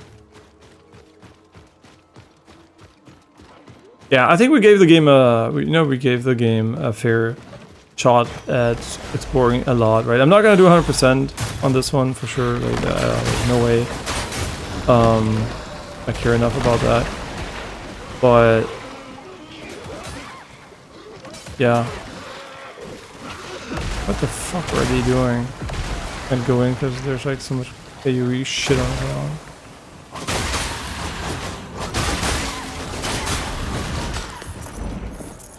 Yeah, very good combat feel. Janky, but still feels good. But the rest is just like pretty mid. Yeah, I think I'm gonna give it a 7. I don't think I can give it an 8 because this here is more of a, you know, like me finishing the exploration because, you know, I might as well because we're basically done, than being like, oh, you know, this area is cool and I want to explore it. But yeah, from that perspective, I don't think I can give it an 8. I think the flaws are too relevant to my enjoyment, and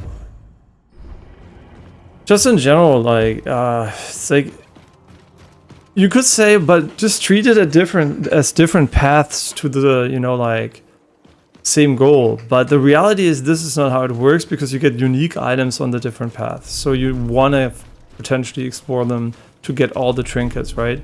You can see here the tar stones. If I'm right, those are the ones we have not found yet. And those are a fuck ton, right? So it might be New Game Plus, they might be night mode, but it doesn't really matter. The point is that most of these things are just like, it's just not that engaging, right?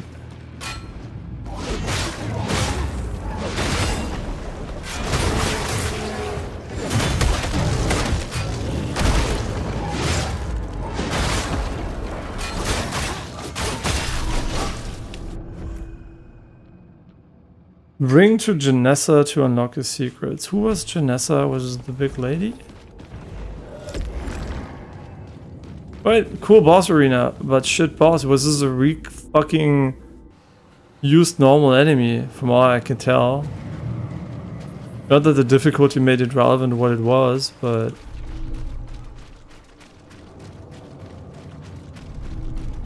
Yeah, this could have been a cool area if there was meaningful shit inside of it. But that goes for any area in the game at this point. I mean, yeah, technically those are new enemies, but they look as boring as fuck. There was also this Italian Soulslike, I forgot the name. Did I like this one? I mean, this one has better combat for sure and character building, but did I like the core gameplay of that? It had similar issues, but I don't know. If it came out after this one, I would have been probably more negative on it. Yeah, it's also a product of the time, right? It's a product of what you played before, what you know. Some people it's their first game, others is their like 15th or whatever.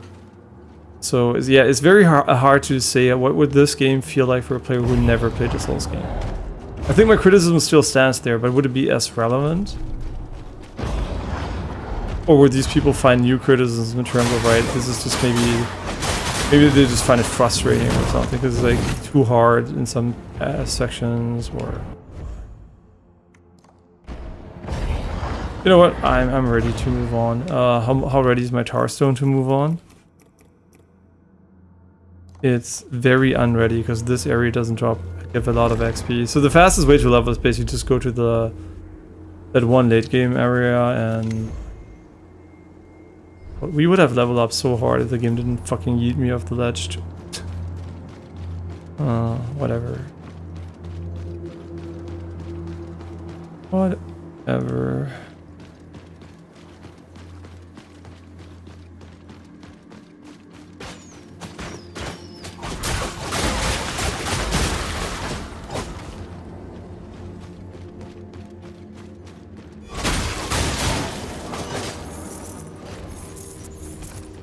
Yeah, also nothing to do with the goal beyond buying maps, which is and leveling other weapons, which is completely fine, right? It's just like I don't feel the urge to mix up my build if what we do with the build is irrelevant at this point.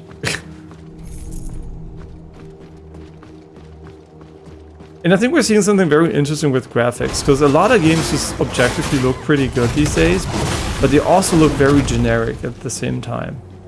You could really see that at the opening night live. That a lot of games just, you don't even know what game it is anymore, right? The visual identity is basically, yeah, non-existent for a lot of games at this point.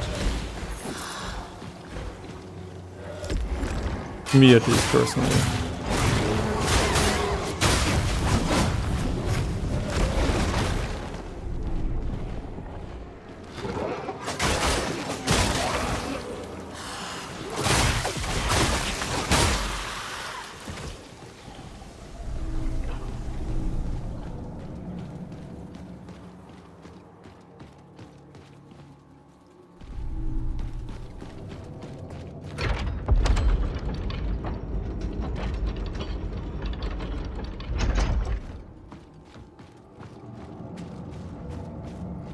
We're back here.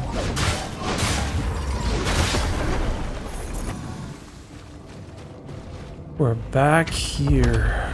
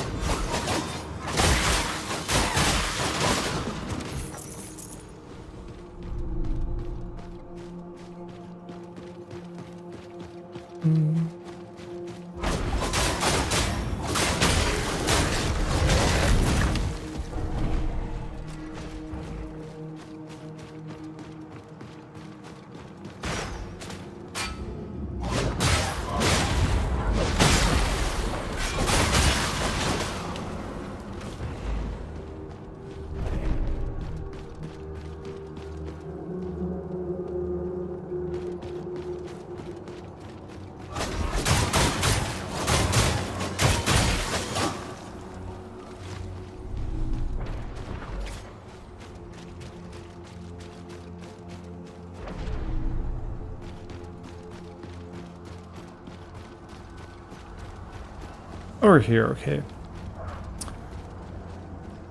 Yeah, so all things considered, I would give probably, I mean, depends on the ending, right? But right now I'm like leaning to a 7.5 out of 10.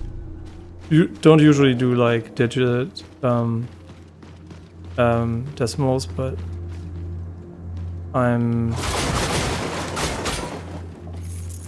definitely not at an 8 right now.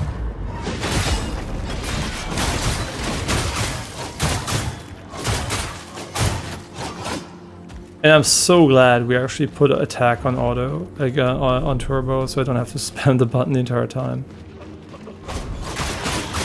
Because mindless spamming, right? Why would I even care about how many times you press it at this point? But like there's any stamina or any reason to not just spam. Yeah, I think it's a 7.5. Sure. It's a bit too long for its own sake, for sure. Like, it feels like it's overstaying its own welcome. It doesn't have enough fresh ideas or content. Like, yeah, it looks. This is, I guess, I almost say it's a unique area, but let's be fucking real. It's just another fucking castle with wet trees and leaves everywhere. So there's so many of these fucking castles that I wouldn't even say this is like a unique area. It's like a recolor of the other areas technically. So yeah, not even that I would say is like a big strength right there.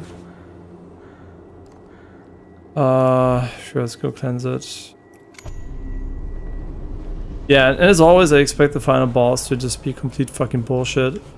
Because, you know, every Souls-like has to have a boss that's fucking at the end. That's actually not true. Like, every non-hard Souls-like has to have a boss at the end that's like bullshit. Like, a lot of like From Software games have like very fair and well-designed final bosses. But a lot of like cheaper Souls-likes just go for the, you know, the last boss just has to be hard. Like Another Traps Crasher did it. You know, the Hollower did it.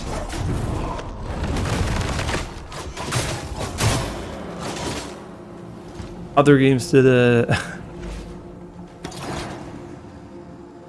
Guys, I can't free. Guys, what the fuck are you smoking? Do I really have to turn on free aim?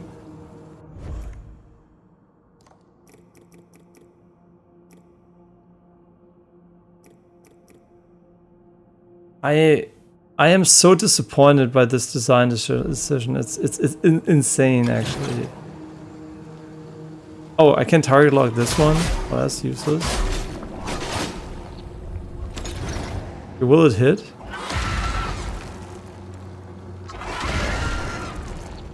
You can't even hit it. The longer we play, the more questionable the decisions become. It is unfortunately the way it is. That is so questionable. Yeah, at least you give me infinite resources, which is better, but...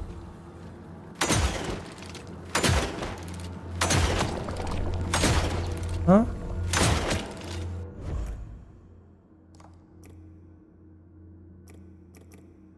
Bro, I don't wanna deal with the fucking inventory. I'm fucking done, man. Like, it's okay, just move on, right? Is Onimusha gonna be the same shit? No. Like, if Onimusha is made by the same guys who did the old Onimusha games, it's hopefully gonna be a more linear action experience and not complete dog shit.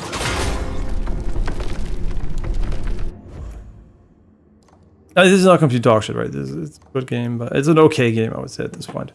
The flaws are creeping in and pissing me off.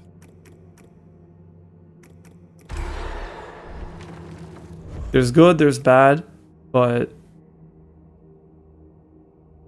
there's promise, right? I would say the next game from the devs could be good, but that's only if they learn why this game is not good enough and just okay. And this is a game, obviously the demo is going to leave a very good impression because the core combat feels nice and all the issues lie outside of the scope of a demo. yeah, I think that's very, very hard to... Like, it's a very good game for a demo, let's put it that way, right?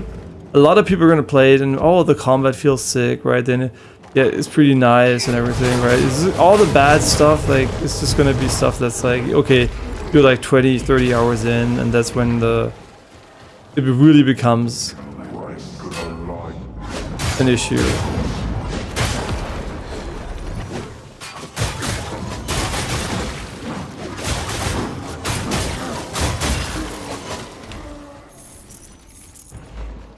Yeah, so demos definitely can be misleading in that way, that they're obviously just a very small section of the game, which is usually also heavily selected to be one of the more enjoyable ones, or they make the section one of the more enjoyable ones.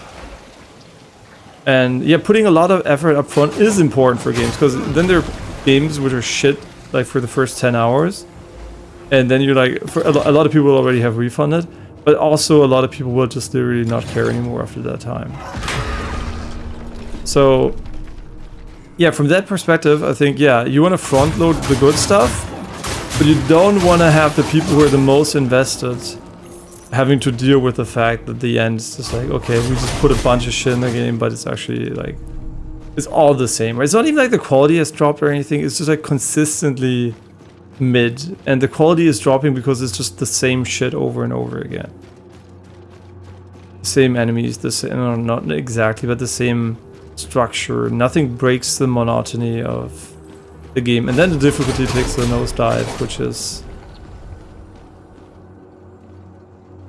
obviously another issue.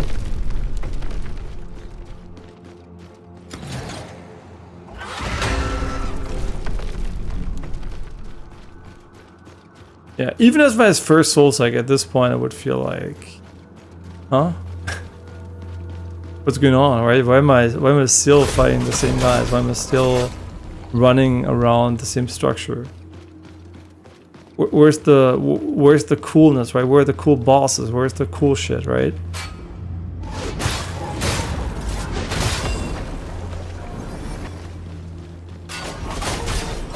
Cool shit is your character. The not so cool shit is what where your character applies itself.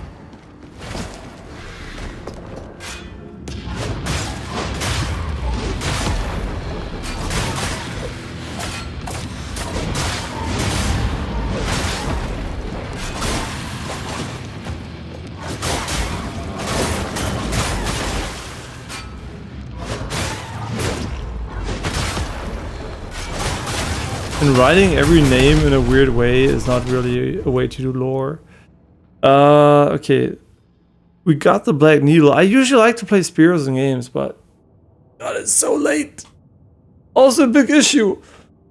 Weapon types, right? Souls games. Yeah, you get some weapons very late in the game. Duh, right? But you mostly get all weapon types pretty early on in the game, right? You barred the DLC stuff from Earthtree, then you can go New Game Plus. But yeah, still, the martial arts, for example, are not in the base game, and you would find them very, very late. But most weapons have an early game version. In this game, there's only one version of the weapons. So if you don't find it by deliberately seeking it out, which you can do, which might be hella frustrating though early on, because imagine I like the Black Needle, then you have to go to this area, which is probably a fucking pain in the ass if you do it first, right? So you're gonna have to suffer through bullshit to get a weapon, and then you can play it. But still, this is not the way to go. You should definitely have multiple versions of the same weapon type. They can even look identical, I don't give a shit, but they just need to be there earlier for people to play them and choose what they want. And then you can, like, nobody's gonna fault you for having like fucking 10 versions of the same weapon. Maybe it looks slightly different, maybe just has a different color or different stats. Who gives a shit, right? But at the end of the day, people are not, this is what a lot of games do, right? Neo, for example, the 10 billion versions of the same fucking weapon type. So yeah, I think there definitely is a need to make these weapons accessible early on. And if you want to make them trackable, at least be very clear about what weapon the player is going to track. Because, oh, there was something behind this. Oh, who gives a shit? I kind of do, though. Why would you put it behind it though? It's so stupid. Oh my god, these. Yeah, so also these gates, guys, I have a very easy solution. Make the color of the beacons glow differently per biome. Make this the red glowing gate. The other one's the blue one. The other one's the white one. The other one, you know what I mean? And the player will be, oh, this looks different. And not all the same. It's small touches, and that's not a lot of work. This literally just change the color palette. And it might sound like, oh, what does change, right? It changes that at least it feels different. A lot of work doesn't have to translate to a lot of different, but a little bit of work can translate to a lot of different, right? And don't put a fucking item you can pick up behind an item that puts you out of the dungeon. I shouldn't have to say this, but it's fucking obvious why you don't want to do that, right? People are gonna see the item while TPing out, and they're gonna be like, "What the fuck?"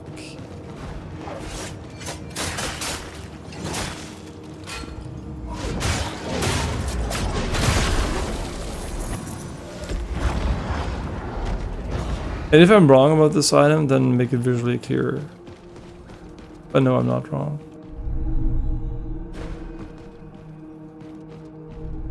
Bad design, right? And you might say, oh, you can see it clearly. No, you can't, because there's fucking eggs in front of it, which literally make you leave the dungeon. And then you can see it. So no, you cannot see it. It's bullshit.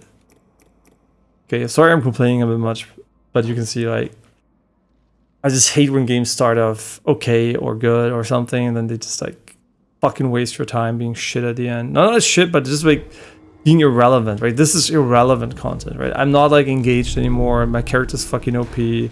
Yeah, we're still gonna die to random shit, but there's nothing I'm looking forward to. I could do different builds, different runs, but do I want to do a different run of this game? The first run already overstayed its welcome so much. Like, there's no way I'm gonna be doing another run, because I don't feel like it would matter, because the enemies are... Whoops. I want to go inside.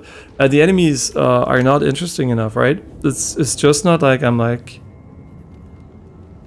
yeah, it's just not interesting enough, right? It doesn't hold my interest at the first playthrough. Then why would I go for another one, right? No reason. I mean, none of these do anything.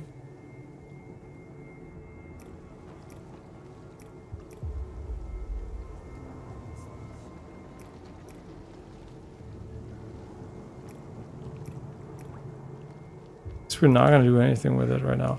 Okay, but I'm gonna be taking a break because obviously I am kind of tired of this game. And we're gonna be doing the beacon on the next one. Yeah. I'm just gonna finish the game, right? It is what it is. It's been fun up until, I guess, this stream specifically, where it just started to become very boring, right? Because obviously we've explored a lot, we got a lot of the different flavors and everything, but the level design enemies are just not it. The bosses are absolute dog shit, and in the Soulslike, right, bosses in the Souls are important, right? It's not like they're unimportant. Highlights in video games are important. Why do bosses exist? Is to give you, like, you know, break the monotony, make it like a special, memorable moment, give you like a story conclusion or something, right? There's reasons they exist. And Souls games, they don't give you real story conclusions usually. They're just like there to be cool. And that means they have to look cool, they have to feel cool, they have to be dangerous, impressive, right? To work, and otherwise it's just like you're just Diablo style killing shit, right? Like it's, and then you need another motivator like loot spirals or progression, right? And yeah, this game has progression, right? But we're at the point where the progression is not halted completely. We still have some stuff we can level or are resource capped, but it's stupid leveling system.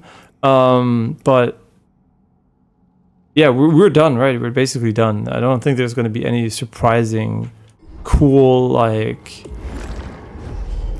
moment where you're like, holy shit, right? I didn't expect this at all. Maybe there is at the end, but my suspicion is there's going to be maybe a final level, maybe just a final boss, and that might be a cool boss. Maybe they put effort into that one and it might kill me a bunch of times. I have no idea. But up until that point, I don't think the game's going to give me anything relevant, right? And we're just going to see if we can get a skin for this character. Harbinger. Yeah. I think as somebody, you know, who enjoys games in general, I think this game definitely overstayed its welcome, and they should have done this with more quality, for sure. No, I'm looking for the one from my current character, which is obviously, I have no idea where the fuck it is. These look horrible, man. Like, what the f are these? Some of them are okay. I was just hoping that the one I have on is gonna be okay. This is like, it's okay. It's just an extra. It's just like not a very. And some of this is fine too, right? There are obviously some were fine. Why are there so many missing? Did we not find the one we need? Wait, why are there like... What are we missing? Sure.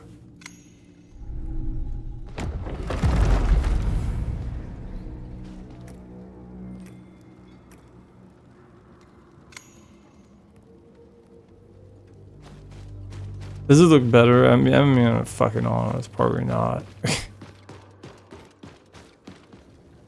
The red looks slightly stupid, but it's not horrible at least. Yeah, so we're gonna keep it for a little bit. Okay, but that's it for today. Not today, for now. I mean, I think I'm gonna try to finish the game today, so I don't lose motivation. Because I'm honest, like, if I was playing this off stream, I don't know if I would finish it. Like, it's just a couple of hours left, but probably, just guessing, right?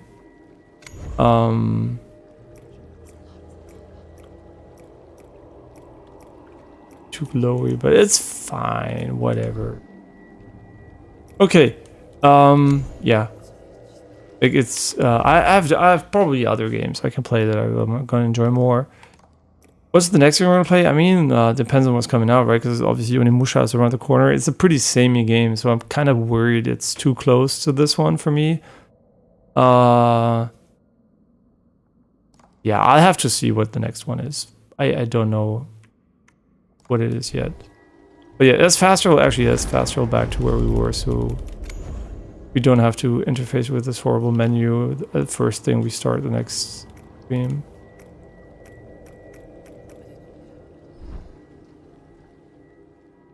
Yeah, obviously without the FOV fix, would have been so much less enjoyable. And yeah, it's the first time I ever vibe coded a mod for a game to fix something. But the good news is that this opened a new door of enhancing games for me, which I didn't know. I mean, I knew it was possible, but I never cared to do it. And now I saw how quote unquote little effort it took, thanks to AI vibe coding, right? And obviously, if I had to code this would have taken at least a day to a couple of days for me to do. Yeah, I would have learned way more doing it, but it's not necessarily skill I care about. So yeah, AI doing it is perfectly fine for me. Yeah, at the end of the day, I do think, it helped. But okay, I'll see you guys in half an hour to an hour for more Mortal Shell 2. Are we going to beat the game? Depends on how long it is. But I'm obviously looking forward to getting it over with, right? Would I be speedrunning the game after this? Probably not, unless it's a very fun speedrun, because speedrun fun doesn't mean the game has been amazing, right? So, yeah. Looking forward to seeing Distortion 2 speedruns as well, because obviously that's a different draw, right? The game can be super mid like Amok Runner, but still have a fun speedrun, and I mean fun, quote-unquote speedrun in that case, but it can be a fun experience to watch and mod over, I guess, if you're running it. So yeah, I'll see you guys on the next one. Thanks for watching. Bye bye.